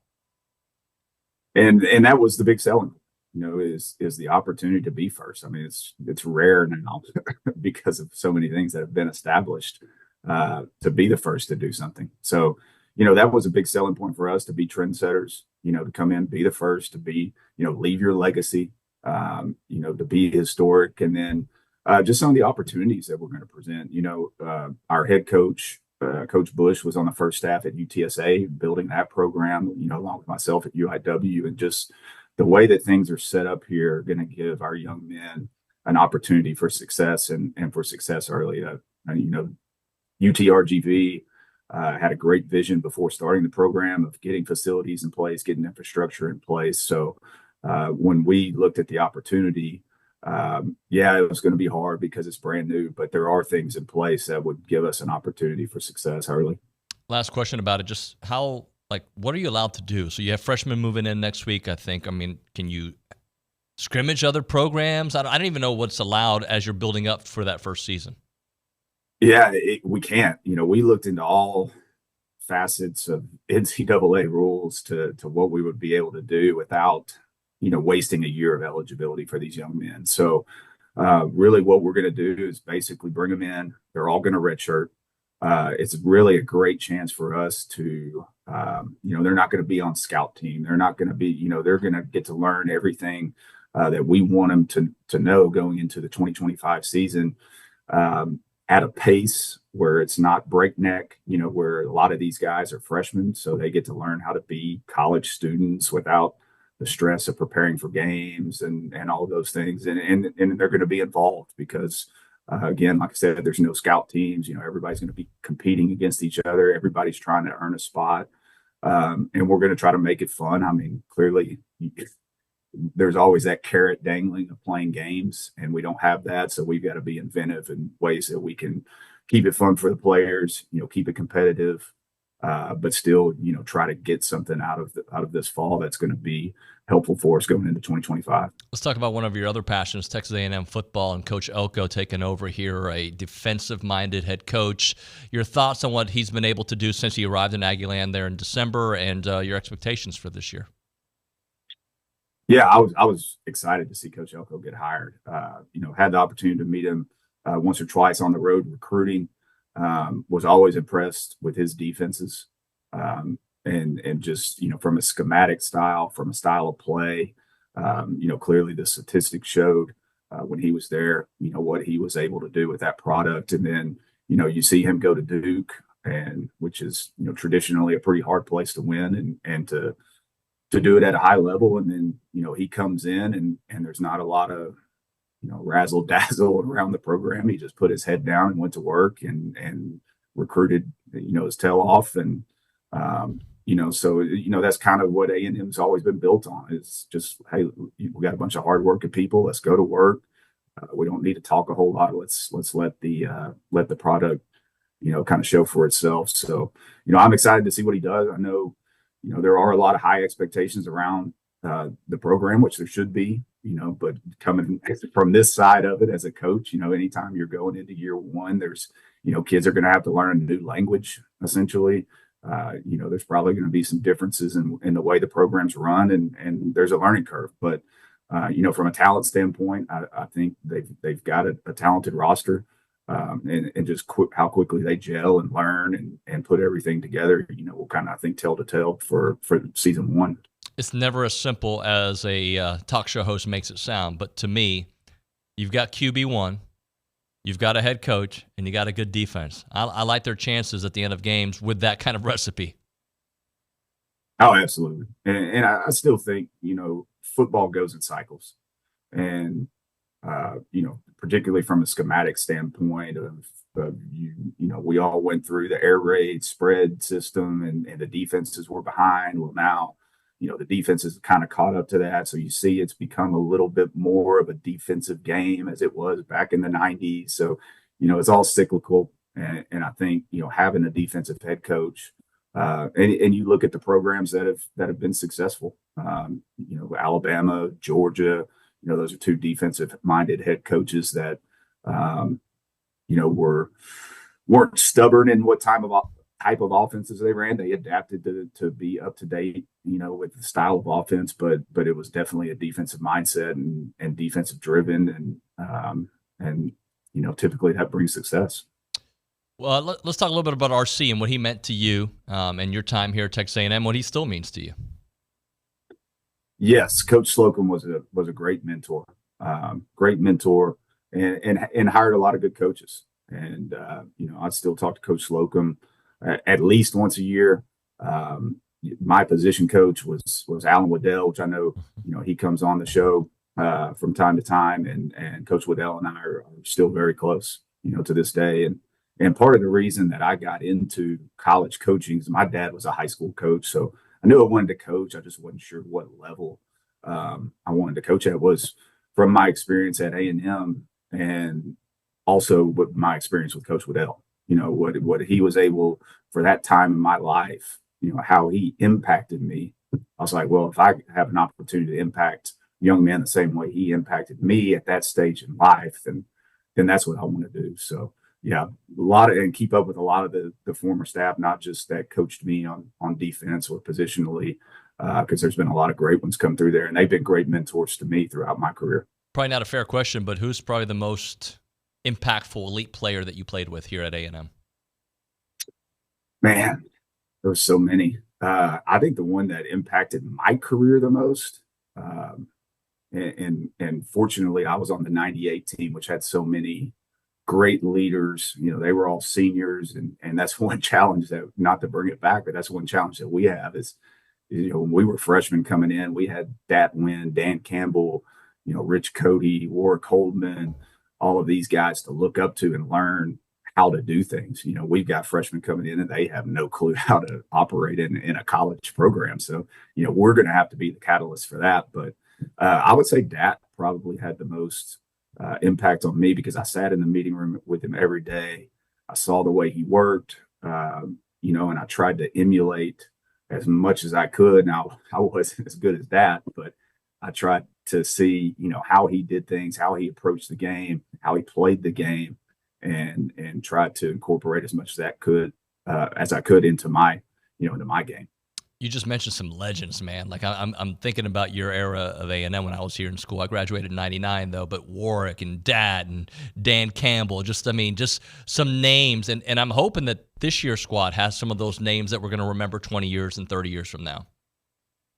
Sure, and I think it has the opportunity, for that to happen. The way that A&M's been recruiting, even with some of the transfers that they've been able to bring in. I think that's a definite possibility, and I'm excited. I'm excited to see what this new era looks like, and I think anything can happen in the game of football. That's what makes it so fun and interesting. But I believe it's set up for success. Brian, I know you and I are going to get into more depth of this Texas and Texas A&M matchup as the season rolls on, but I do want to bring up the 2000 game, which I know you've been asked about many times. We got some video of it. Just let's talk a little bit about that game. And was it, if I remember history correctly, Major wasn't supposed to play, then all of a sudden he's playing that last drive for Texas where you recover the fumble. Just talk a little bit about that, and Jay Brooks with the play. You get it. Take me through that moment. So we were able to travel as freshmen to the Texas game. That was one thing that, even though a lot of us redshirted, we played at Texas in 98. This was actually 99. And we were up. Texas ended up driving down late and kicking a field goal to beat us. And it was a 2-minute scenario. So, finding ourselves in that situation again, our defense coordinator, Mike Hankwitz, who, again, just to cycle back, was another big mentor of mine, took an aggressive approach this time around. We played a lot of coverage the year before. We came after them and blitzed them. We were going to go out being aggressive one way or another. And, we had some good coverage on the back end. We brought more that they could block. Jay made a good play on the quarterback. And when I was right at the level of the quarterback, and it was just one of those bang, bang things, see the ball drop and, just natural instincts, get on it. And, I've told this in the past, there's a lot of things going on at the bottom of that pile. But it was one of those moments that it's like, just go to your happy place, hold on to that football. Don't let it go, because, there's this is a huge moment. Hey, I want to close out with something. I'm embarrassed I didn't know this, or if I did, I forgot it. Friday Night Lights. You were in it. Olin Buchanan was in Varsity Blues, and that I had forgotten about it. But you had a little Hollywood stretch yourself. I had a brief stint as an actor. I was so good at it, I had to quit. I had some buddies that had gotten into. They were in Friday Night Lights, the movie, which came out about the time that we got done playing. Around 2002, and lo and behold, Hollywood. Contracts a bunch of former college players, and they do all the stunts. So pretty much every, football movie you see is former college players, NFL players doing all the stunts. Well, I had some buddies that got me connected. So my first stint was in Chicago. We did a movie called The Express, and it's the story of Ernie Davis. That's right. Dennis Quaid was in it. And, there were a couple of semi-big actors in that. And then when we got done doing that, we came back, and Friday Night Lights, the TV show, shot there in Austin, and a couple of my buddies and I went and did that, and actually got a very small speaking role. In one of the season 2 episodes, I was playing offensive lineman, and the storyline was they have this new outside linebacker, and I pull around and I knock the crap out of him, and I get up and I talk trash to him. So you probably wouldn't recognize it, but yeah, I do claim that I was acting. And they actually sent me an application to join SAG, the Screen Actors Guild, and I turned it down. Brian, that is an awesome story. I didn't know the history behind it. I'm glad you shared it, and I know we're going to get together here in studio at some point. So thank you so much for making a few minutes for us. I hope to do it again. Absolutely. I appreciate you. Thank you, man. Good luck to you there. And I know it's a long wait for your first game, but it's coming, man. Man, appreciate it. See ya. Brian Gamble there on the Boss Firearms Hotline. We'll hit a break. We'll do a short segment on the other side. Right now, FBS Appliance, their team of experts are there to help you find the appliances that make your house a home. They have all the top brands to make your life easier with appliances to fit any budget. They've been caring for Texas since 1988. And those brands that they have, like Bosch, and they've got an expert staff and trained installers to guide you through that purchase. Those services, obviously, you've got the sales team that is second to none, and customer satisfaction is the core of everything they do. But they also offer this expert installation carried out by very skilled technicians. They understand the intricacies of installation, ensuring that your appliances are set up correctly. At FBS Appliance, are committed to delivering an exceptional experience from start to finish. They got 8 showrooms across Texas. Find them online at factorybuilderstores.com. It is FBS at factorybuilderstores.com.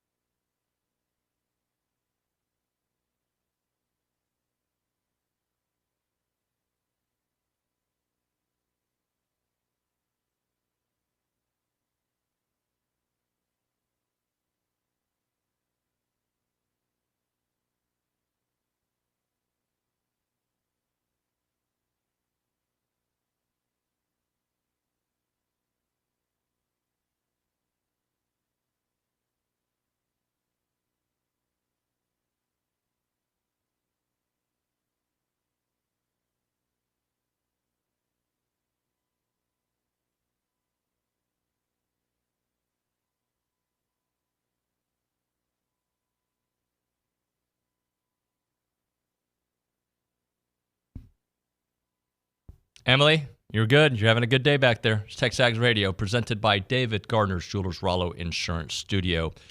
Here's a couple things we got for you over the next hour or so. We're going to have, by the way, that was an awesome conversation with Brian Gamble. Happy to get him on the show.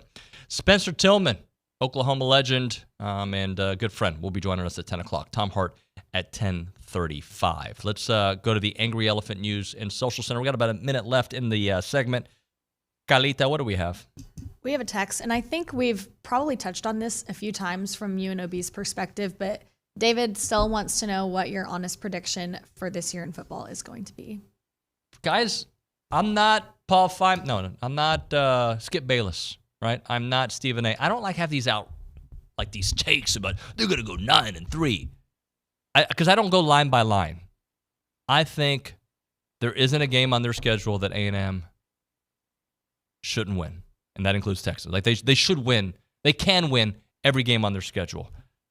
I think they're about an 8-4, 9-3 team, just because I think there's a couple games that are going to get away from them because of some of the things Brian Gamble was talking about, like new terminology, new system. I hate to give you this answer, guys. Can I get back to you after Notre Dame? If the defensive line eats and the offensive line blocks, I'm going all in on 10-2. Okay. I hope to go all in on 10-2. Right now, I'm about an 8-4, 9-3 guy. And I know that's not a sexy, great answer for you. I just need to see the offensive line. I need to see the wide receivers play. I've got questions. I think we're better. And that's how I can get at that number. All right, we'll hit a break. We'll come back with Spencer Tillman next on TexAgs.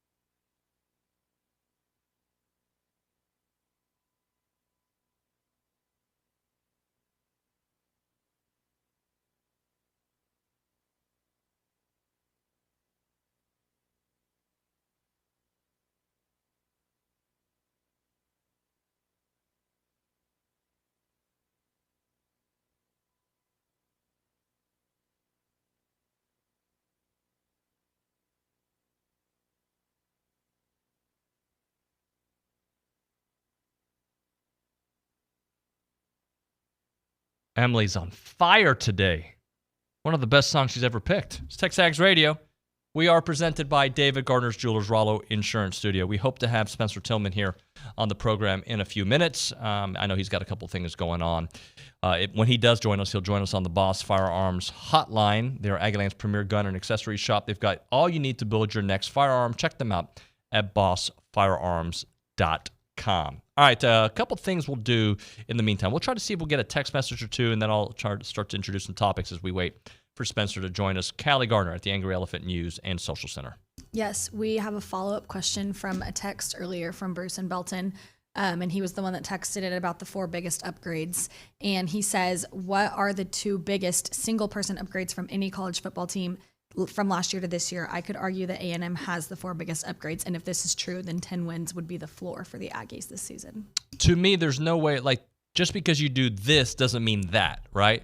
Hey, we finally got our quarterback. Well, typically that is a good thing. Well, we finally got a defensive coordinator that knows what they're doing. Like, yeah, that should be more, but other teams in the SEC, that's the thing Texas and Oklahoma are about to find out. Like, these other coaches are really good too. And these rosters are all super talented too. So you can't copy and paste one scenario for the next, right? Like, you just can't do that. All that being said, I agree that this team has the looks of being significantly better than they were last year. So he said they have 4, what was it, the way he phrased it? Yeah, he said, I could argue that A&M has the 4 biggest upgrades in college football from any team this season. If this is true, 10 wins would be the floor this season. The 4 upgrades would be? Elko, Klein, Moffitt, and Scorton. Yeah, and then QB, right? Here's my thing. Bruce, I'm not going to disagree with you, but I don't know if that, you can't just pick that scenario and equate it to wins until your program, to me, proves that they're that worthy of team. So, for instance, what was it, 21?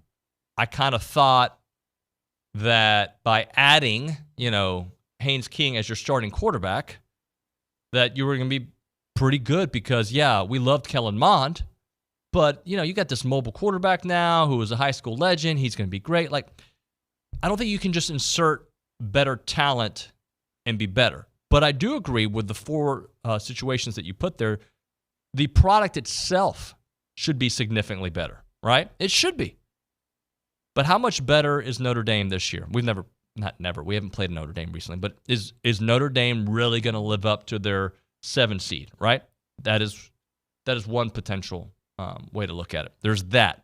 There's also LSU. Well, if they are always the same team, and every year LSU is going to find a way to 9 or 10 wins, even though you've beat them the last few times at Kyle Field, what are they like? Texas, are they going to adjust to the SEC the way that they think they are with their top 5 ranking, or are they going to take some time? And if they're as good as what the people are predicting, how hard is that game? And then, of course, are you going to win on the road? That Florida game is the one that scares me, just to start off the season for several reasons. But all that being said, if you win that game, obviously that's a situation we don't have to worry about anymore. Like, hey, we've won on the road now. It's not a mental roadblock. It's not a physical roadblock. Let's go to the Boss Firearms Hotline. Spencer Tillman is joining us here on the program. Spencer, my friend, how are you? Doing all right for an old man. Nuño. It's been a long time, brother. Talk to me real quick before we get into some college football about those Texans. And, man, I left. They were a disaster, and then they become great. Well, a lot of things happen when you've got a good quarterback room. I think Aggies can kind of identify with that. I mean, there's kind of been some instability at that position for the last couple of years, to be sure. So it's been kind of a turnstile. But for the Texans, they've got their anchor there. And I think what CJ has done, CJ Stroud has kind of given them a sense of where Bobby Slowick, the offensive coordinator, can work with some consistency. Continuity maintained over the offseason, of course, by staying around. Gerard Johnson, his quarterback, also stayed in place.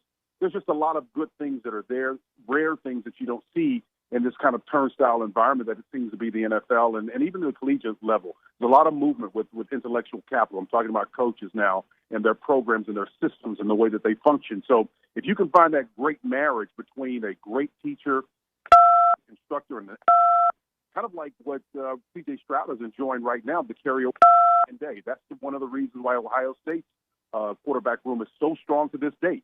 The success that C.J. Stroud had with Ryan Day, even though they stepped short of the national title hunt, I think that he doesn't coach quarterbacks extremely well. So I think that's a big factor in it, and that's the reason why. So the little trio of receivers that the Texans have is going to be an absolute beast. Stephon Diggs, Nico Collins, of Tank Dell, that trio, man, it's going to be strychnine and some other poison that you can put together. I think the old 1941 play way before your time, Dave, was called Arsenic and Old Lace.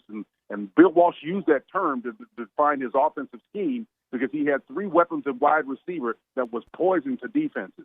And that's what the Texans have right now. And they're going to be really, really dangerous for that reason alone. Talking to Spencer Tillman here on TexAgs Radio. Let's talk a little bit about some SEC football and Texas A&M in particular. Have you been able to keep up with Coach Elko's career, his trajectory from Notre Dame to A&M to Duke, now back to A&M?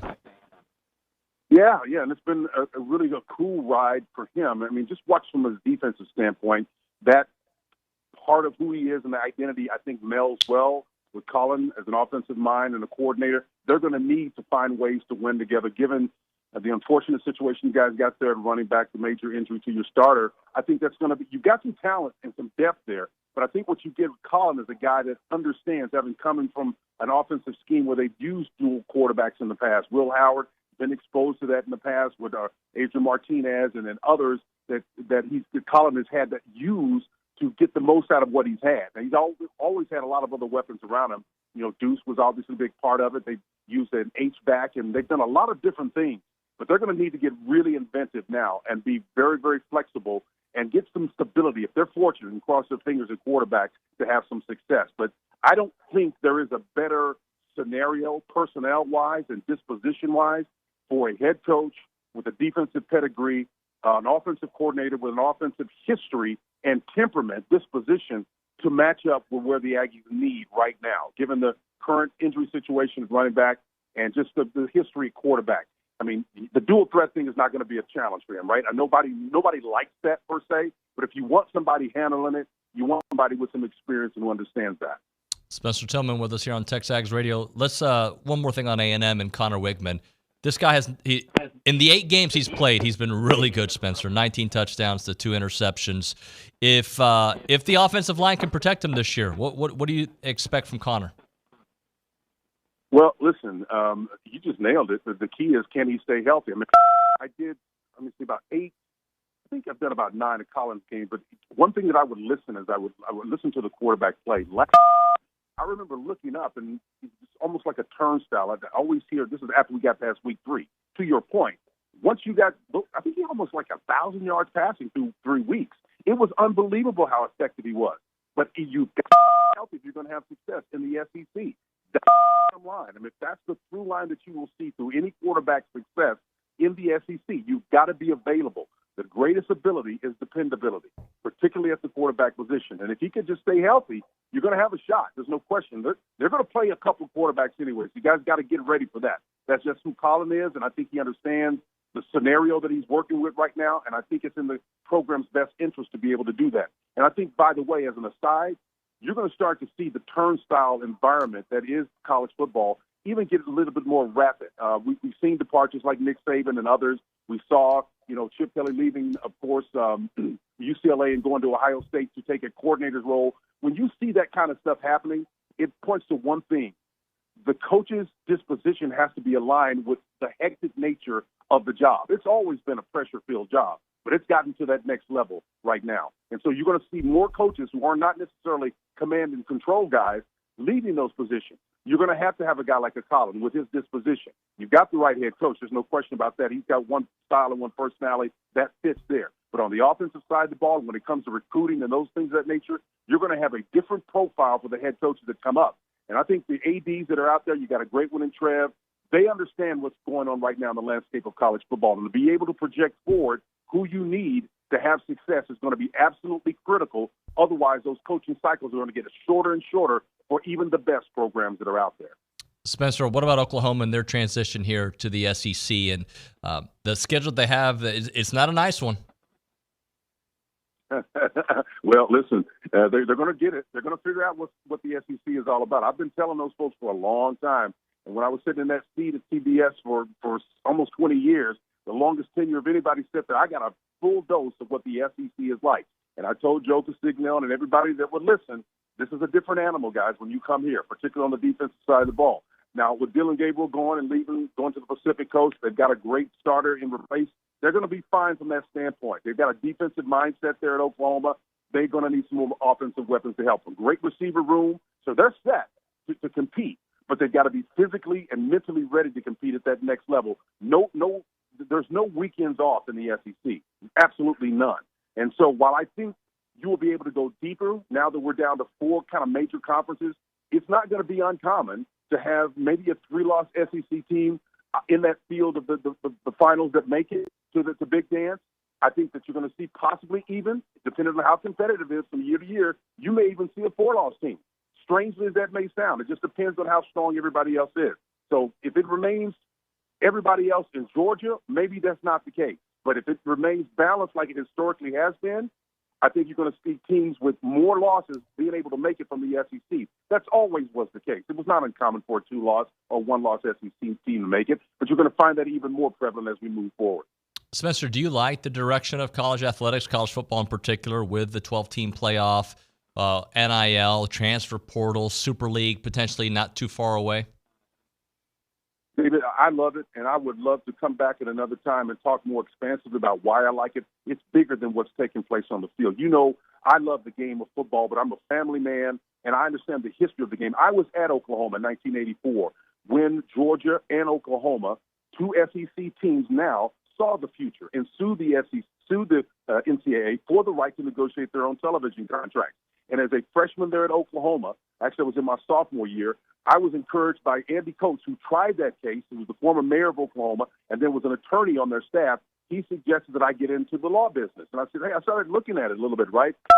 All of the papers for that NCAA versus Georgia versus Oklahoma versus, it was titled The Board of Regents versus the NCAA. He gave me the whole docket.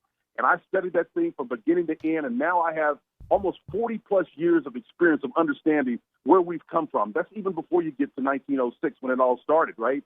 So I've got a deep understanding, and I understand the nature, the attitude. In 1869, when all this started, what it started out was and what it eventually became, and what the NCAA struggled to do to maintain its relevancy instead of being shoehorned or trying to shoehorn student-athletes into the same category as everybody else when they're not. That stopped in 1951 when they got the TV deal with Westinghouse. So not being able to see that, which is what the bastions of leadership we call presidents and chancellors are supposed to be able to see, they've got to be able to see the future and be able to understand what's necessary, the decisions. Instead, they dug in, and the courts had to make them decide it. And it bid them for $2.7 billion over 10 years. It could have been a lot worse than that if their arrogance would have won the day. Spencer, last thing for you. Let's talk Big Ten. Is it a 2-team league? Is it 4 teams? I mean, is it Oregon and Ohio State? Is it Ohio State by themselves? Michigan, Penn State? Kind of give me your thoughts on the Big Ten.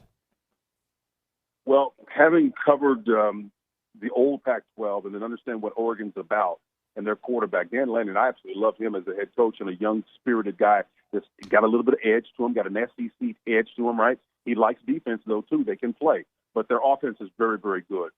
So I think that it's really Ohio State, Oregon, and everybody else. If you've got a quarterback and you've got a quarterback whisperer and a coach that can work the overall mindset and the psychology of the team, you're going to be fine. But I don't think Michigan, they're in everybody's mind because they won a national championship last year. But they got a new coach coming in. Sharon's going to be good. He's great, great spirit, but you got to get a quarterback. You got to get some other things in play. And I don't think they can flip that switch at Michigan that quick. It's going to take them a year or two to get back to where they were. Spencer, I always appreciate your time, my friend. It's been too long. Thanks so much for joining us. You bet. Anytime. Take care, brother. See you, man. Spencer Tillman there on the Boss Firearms Hotline. Appreciate his beeps and his natural censorship. It was really nice of him to do that for us. All right, a couple things that we're going to do here. We're going to hit a break. We'll have an open segment on the other side. We will certainly hit some of those text messages, and I got some other things to get into. There was a comment I made. Maybe I'll just do it here because we are a little early for this break. So let me see if I can find it. Where was it? It was Wave on Wave. Okay, and Wave on Wave, I'm going to go to your channel just to make sure that I know who you are. See if you're a Texas fan because you picked this out. Maybe you're just an Aggie fan. Nick, you may have heard me. Callie, you may have heard me. Did I make the comment A&M should beat Texas? Is that how I phrased it? I believe so. I don't. Yeah. Yeah. Okay. So a couple things about that. When I say, I don't remember saying that. Beep. Oh, sorry. Sorry. You're so foul today, buddy. So sometimes you just say things without really giving it a lot of thought. when I say A&M should beat Texas at home, that is based on who I think they can be. And let's just go away through the scenario for a minute. Why are people predicting, why is Vegas or FanDuel, whoever has A&M beating number 7 Notre Dame by 1.5 points? Why is that the case? If Notre Dame is the 7th ranked team, 2 spots behind Texas, why are people picking A&M to win that game when there are so many unknowns about A&M? Well, I think there is a Kyle Field factor. Okay, so there's that.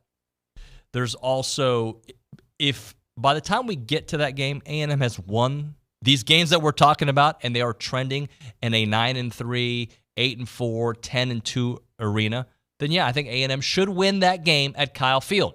That's the why on the should. And by the way, I'm not in the minority, and I don't think they would say should win, but there are several national experts picking A&M to win that game as of today. But my thinking is, if things are going in that direction, then I believe Kyle Field will be a place that A&M wins games against top teams. And they've done it when they were bad, and I think they're going to do it as a really good team. All the emotion of that game.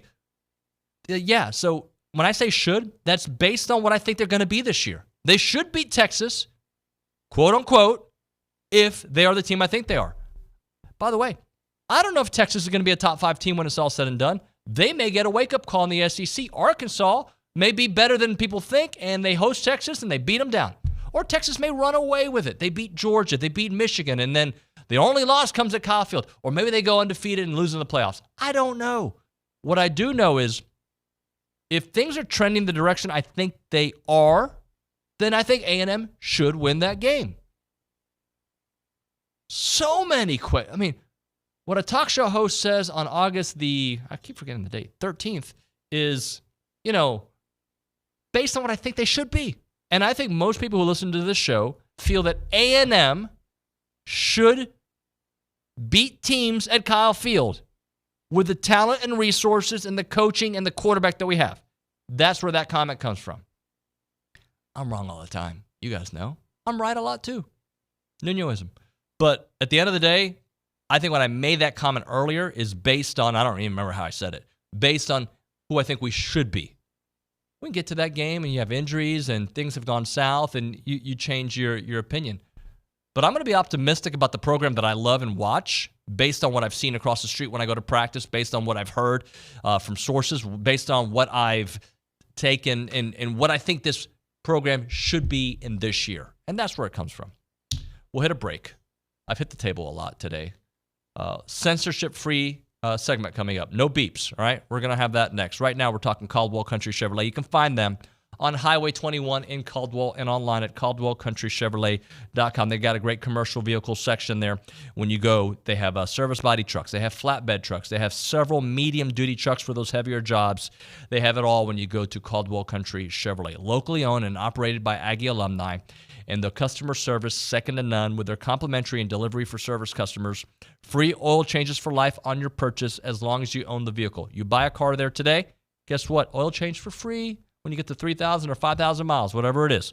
They are a proud supporter of Aggie Athletics, and they have a strong and committed sales staff with many years of experience satisfying customer needs. They are the premier dealer for commercial vehicles and all of your small business needs. You make that short drive to Caldwell, and you're going to experience a car buying experience like never before with their huge inventory of selection to fit most needs.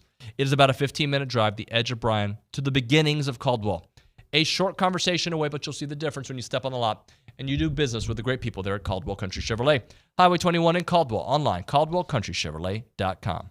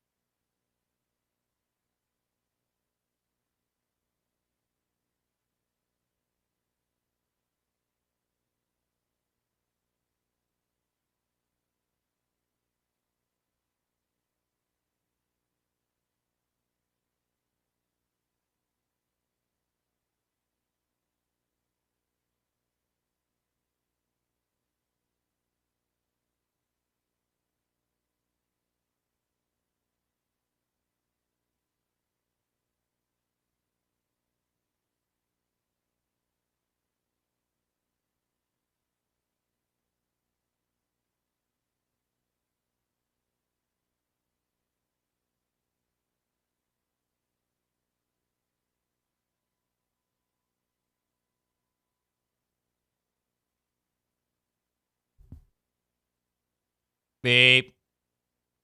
Mine doesn't sound like a phone. It is TexAgs Radio. We are presented by David Gardner's Jewelers. We are here in the Rollo Insurance Studio, and we are fortunate enough to go to the Boss Firearms Hotline. We're joined by a special guest. Guest, please identify yourself. Who is this? This is Griffin Liucci. Hey, Griffin. He's on a walk with Billy right now. What's up, buddy? I should have FaceTimed you. We've got birds, we've got rabbits, squirrels, the works. No, I was calling in because I guess my dumbass meter, I have zero threshold for it this week, apparently, as the season approaches. And I guess I just felt the need to address some of them today via this wonderful radio / internet platform we've got. So yes, I wanted to speak out directly to some of these buffoons and let them know how stupid I think they are and how I wish they would just be off our site, not listen to us and not follow.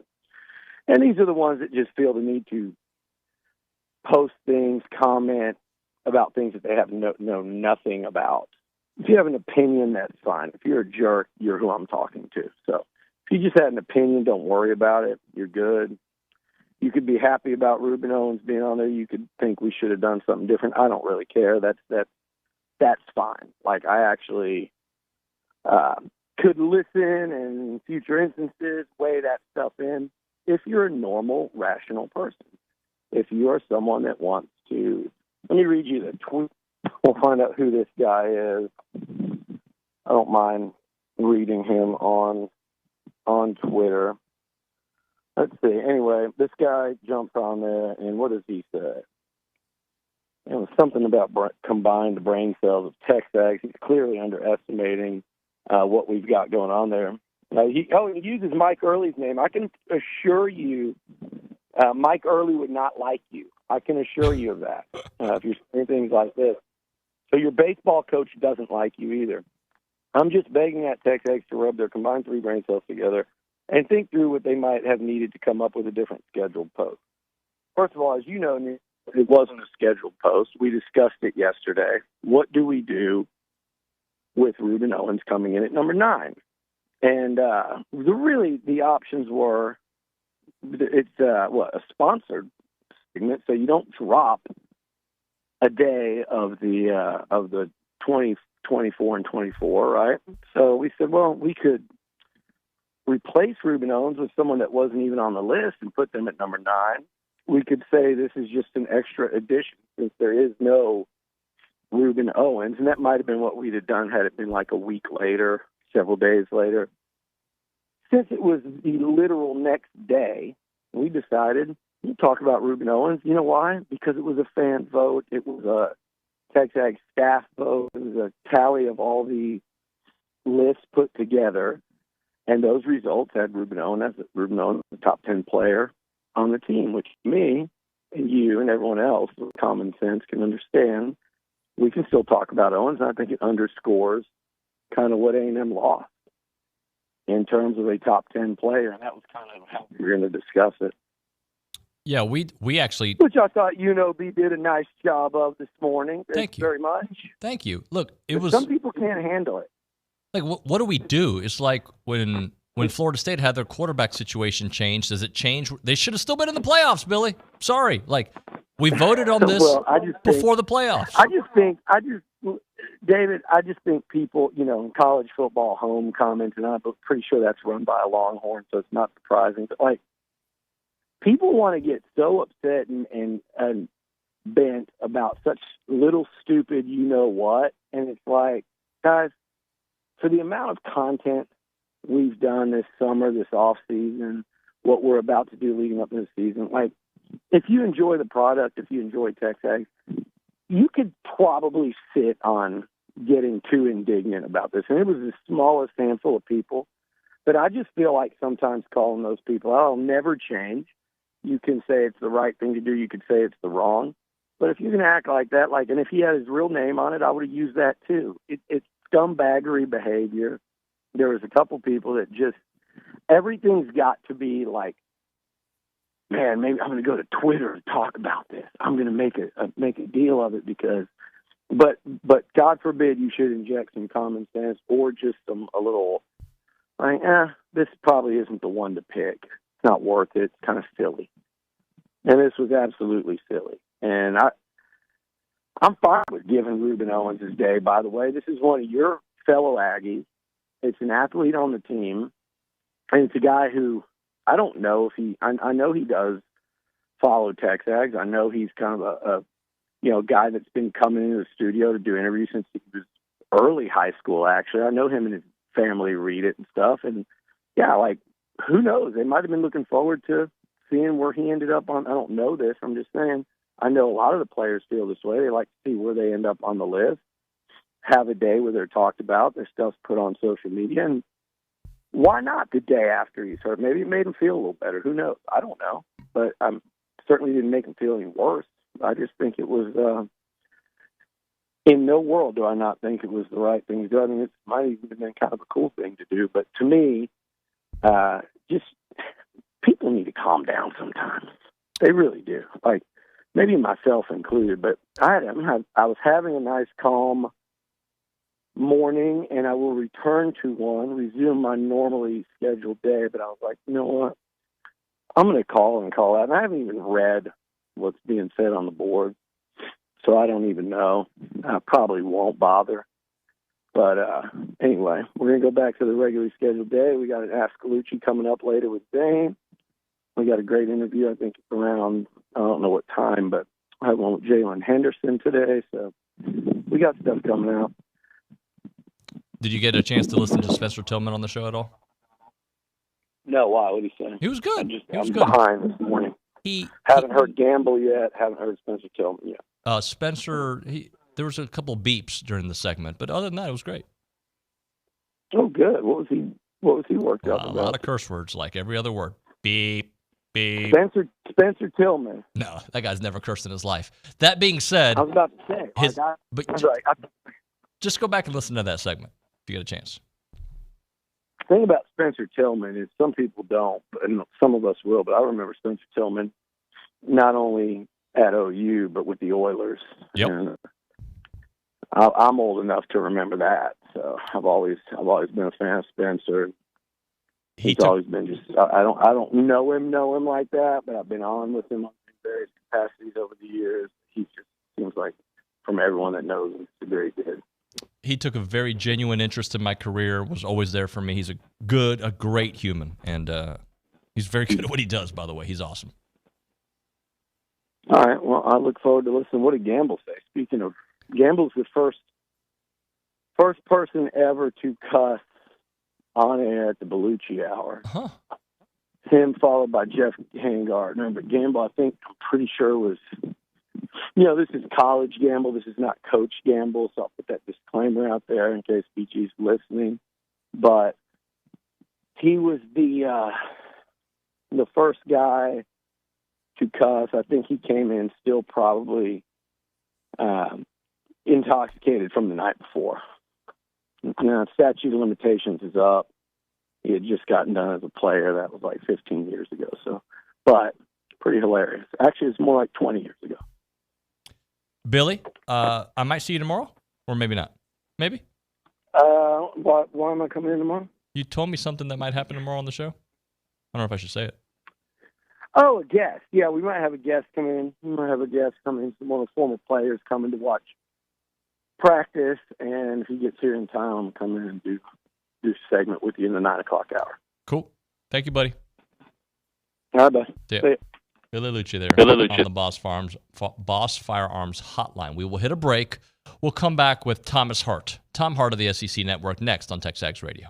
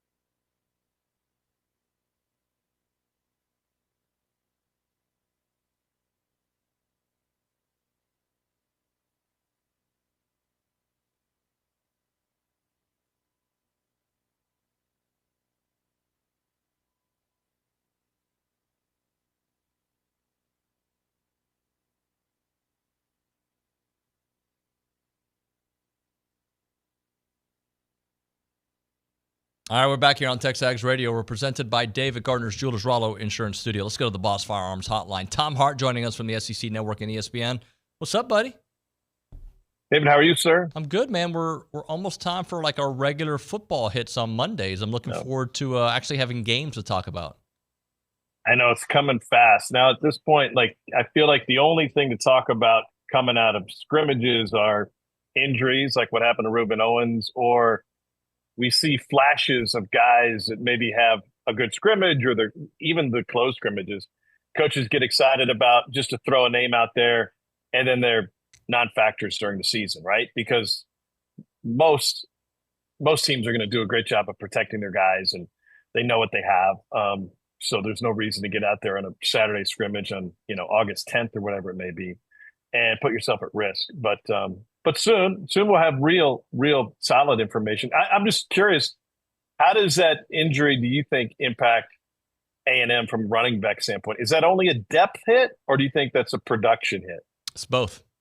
So I think Le'Veon and Reuben were going to be your 1A and 1B, Reuben Owens, Le'Veon Moss. Okay. But I think your depth, it certainly takes a big hit. Your big play potential takes a huge hit.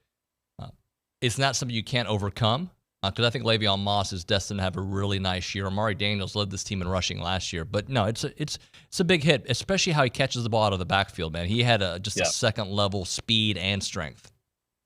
Return game takes a hit too, right? I mean, his versatility I thought was really impressive as a youngster last year. To not only be able to do it, but to have the coaches have to have faith in you to be asked to do it. I think that's a big part of the game. Yeah, it is. It's but here's the thing, Tom, and I dumb it down because I really feel this way. If A&M has a good offensive line, then the hit is still a hit, because anytime you lose a guy like that level, top 10 player on your roster, it's a hit. It's a huge hit. Texas is dealing with it with C.J. Baxter. But if the offensive line is good, I think Connor Wigman is going to cook. So that's really interesting, because I listened to an interview Billy did with Greg and Cole. I think it was yesterday. Yeah. Yeah, and I try to read between the lines, right? And maybe he was maybe Billy was a little distracted doing other things, but he started talking about Connor, and he almost pushed him to the side and said, if this A&M team is going to be really good, it's going to be about the offensive line and the defense. And the way he said it it sounded to me like he wasn't all in on Connor, who I think has the ability to be a premier quarterback in this league. And that's saying something, right? I mean, if you're in the top half of quarterbacks in this league, you're elite nationally, and you're going to lead your team to some big wins. And I don't mean to paraphrase too much, but I think Billy's comment was along the lines of, if this team is going to surprise, right? If they're going to win one or two more games than people are expecting of them. And maybe he was simplifying, but to me, if you're going to do that, that means your quarterback, who we always look at like as the leader of everything, especially offensively, if not the entire team. I think he's going to have some huge games, right? I mean, he's going to have to get explosive plays. I don't feel like long sustained drives usually lead to upsets for like the team that's pulling the underdog to win a game. It's takeaways and explosive plays in my mind. I'm sure there's someone out there that has studied this to the nth degree that could either support me on that or tell me I'm dead wrong. But to me, it's that arm and the explosiveness of what you could have with that offense that could lead them to some upset wins. Tom, I've had Billy obviously here in studio 1,000 times in the last few months. No, I think he's very high on Connor. I think what he means is, even with a bad offensive line, Connor Wigman had elite numbers, 19 touchdowns, 2 interceptions, right? So I think that we've seen. We just haven't seen it for a full season. He's only had 8 starts, right? So from that perspective, that's what I think Billy was talking about. There's questions about the O-line, and I think they're going to be better. And there's also questions about playmakers on the in the wide receiver room, because no Anaya Smith, and you've got a bunch of guys who've made plays in singular games, but also not sustained. So I think that's kind of where he was going with it. Yeah. I think we get enamored by wide receivers, right, who flash, who show us one thing. I consider who I think is the best wide receiver in the country, Luther Burden, who shows up each and every game and is versatile enough that if he's got the deep ball taken away from him, they will use him in the backfield. They'll find a way to get the ball in his hands. Elite receivers will have something taken away from them, but you still have to be consistent each and every weekend to show up, to at the very least be a threat. And if you're not, well, then your offense becomes one-dimensional awfully fast. What did you think about the 20th ranking there in the AP poll? About fair for where they should be right now? Yeah, I thought it was fair. I think it's a microcosm of where we are in college football. Unless I'm mistaken, I've got my notes around here somewhere on my laptop. I think only 4 teams ranked in the top 25. I'm sorry, 4 conferences in the top 25. That's surprising me a little bit. And you obviously have an independent in Notre Dame. But usually, and you tell me if I'm wrong here, but usually you get, somebody from the Mountain West, a Boise State will be in there. A Conference USA team might be in there at the very beginning, even if they don't stick around. So it's a consolidation of power, I think, that what we're seeing. And in that regard, once again, if you're in the top half of the league, you're going to end up with a ranking. And what does that do? That's an opportunity for other teams in your conference to pull off big wins, to have a win that matters. Shoot, I had it somewhere, but I've lost it. So anyway, I think that's probably part of the perspective of where we stand nationally in terms of the distribution of talent and the distribution of quality teams throughout all of college football. Tom, how does Ole Miss respond this year with the expectations, with the ranking, with all the talent that they've acquired? Well, they've already responded in a big way in the transfer portal. The beatdown by Georgia, the physicality of that game sent Kiffin over the deep end in a good way, I think. I mean, he had stockpiled plenty of offensive talent. He had stockpiled a lot of explosive offensive weapons, but he realized in that game, and Georgia has done this to a lot of teams, that, hey, you can put up some points here and there, but kind of like I was saying 2 minutes ago, very rarely does the underdog grind out a win, but the favorite does it all the time. And Georgia can be an absolute steam engine. They've done it every time they've been threatened. Now, there have been some games where they've outscored their opponent when they've been threatened, but usually it's, okay, let's put our bigs up there and let's just run over people, or let our defensive line wreak havoc on them and just steamroll them. So he went out and he bolstered both sides of the line. Obviously, Aggie fans know what they got on the defensive line, but also grabbing 2 offensive line starters from Washington. And so the opportunity then to kind of redefine who they are from a physical standpoint, and he's always been a running coordinator, right? It just looks different the way he does it. And because of the flash, we don't think of it that way. But they haven't necessarily been a physical run team up front. I think a great comp would be what Missouri was last year, running the stretch play with a running back who was a former Division II player and a walk-on. Cody Schrader led the SEC in rushing. If you're big enough and coordinated enough up front, then you can steamroll some people. And so that's what they've done. Now, is it enough? Is it enough to get them the big wins? Is it enough to knock off top 10 opponents? We'll see. But David, also remember that the target for these programs has gotten a lot wider on the edges, right? If you think of a bullseye or a dartboard, the dartboard itself has gotten much larger. The bullseye has gotten a lot smaller, I think. What I mean by that is the challenge, first and foremost, is to be one of the 12 or 11, if you want to look at it like that, best teams in the country to make the playoff. Ole Miss is right there as of today. It's a much larger challenge than to advance to that playoff and come out of there as a national champion. Talking to Tom Hart here on TexAgs Radio. I was listening to Graham Mertz with Paul yesterday, and I really was – he's a well-spoken young man. He's got a career in broadcast for sure. And he made a comment that is like, you know what, that's how players are supposed to think, and we analysts and fans think of it differently. When he was talking about, I want the hard schedule. That's why I joined Florida to take on these teams. And it just got me thinking like, yeah, I analyze Florida. All these losses. But if you're a player, you can't wait for these games. You're right. And I think that I love that answer from him. My challenge would be, I mean, I was just looking at it.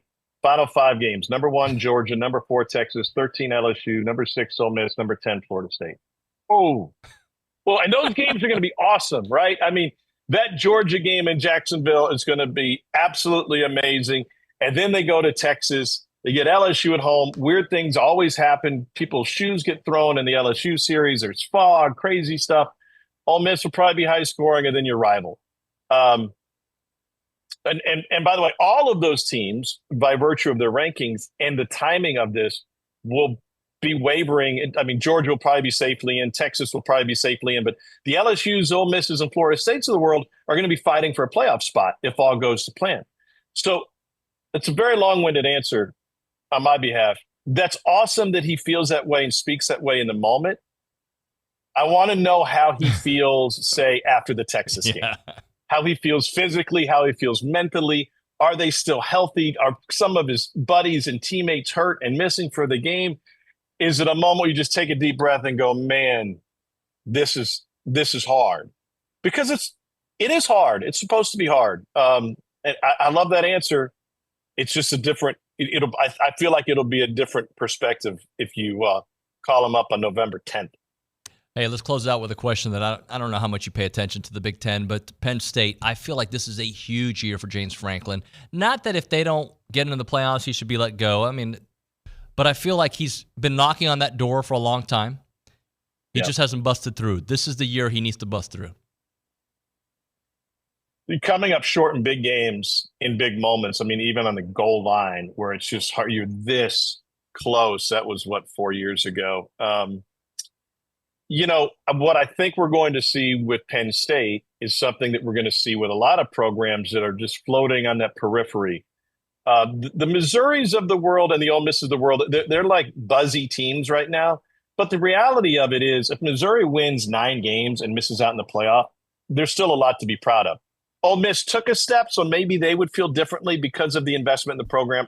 I don't know. I still feel like 9-3 and then going into bowling another 10-win season is a good season for Ole Miss. They don't feel that way at Penn State. It's like, no, dude, you got to get in. Like, we're paying you. You've been here. You've had plenty of time. You've got to get in. And so I think the expectations, the feed me now mentality of fan bases is going to put a lot of pressure on these coaches come November.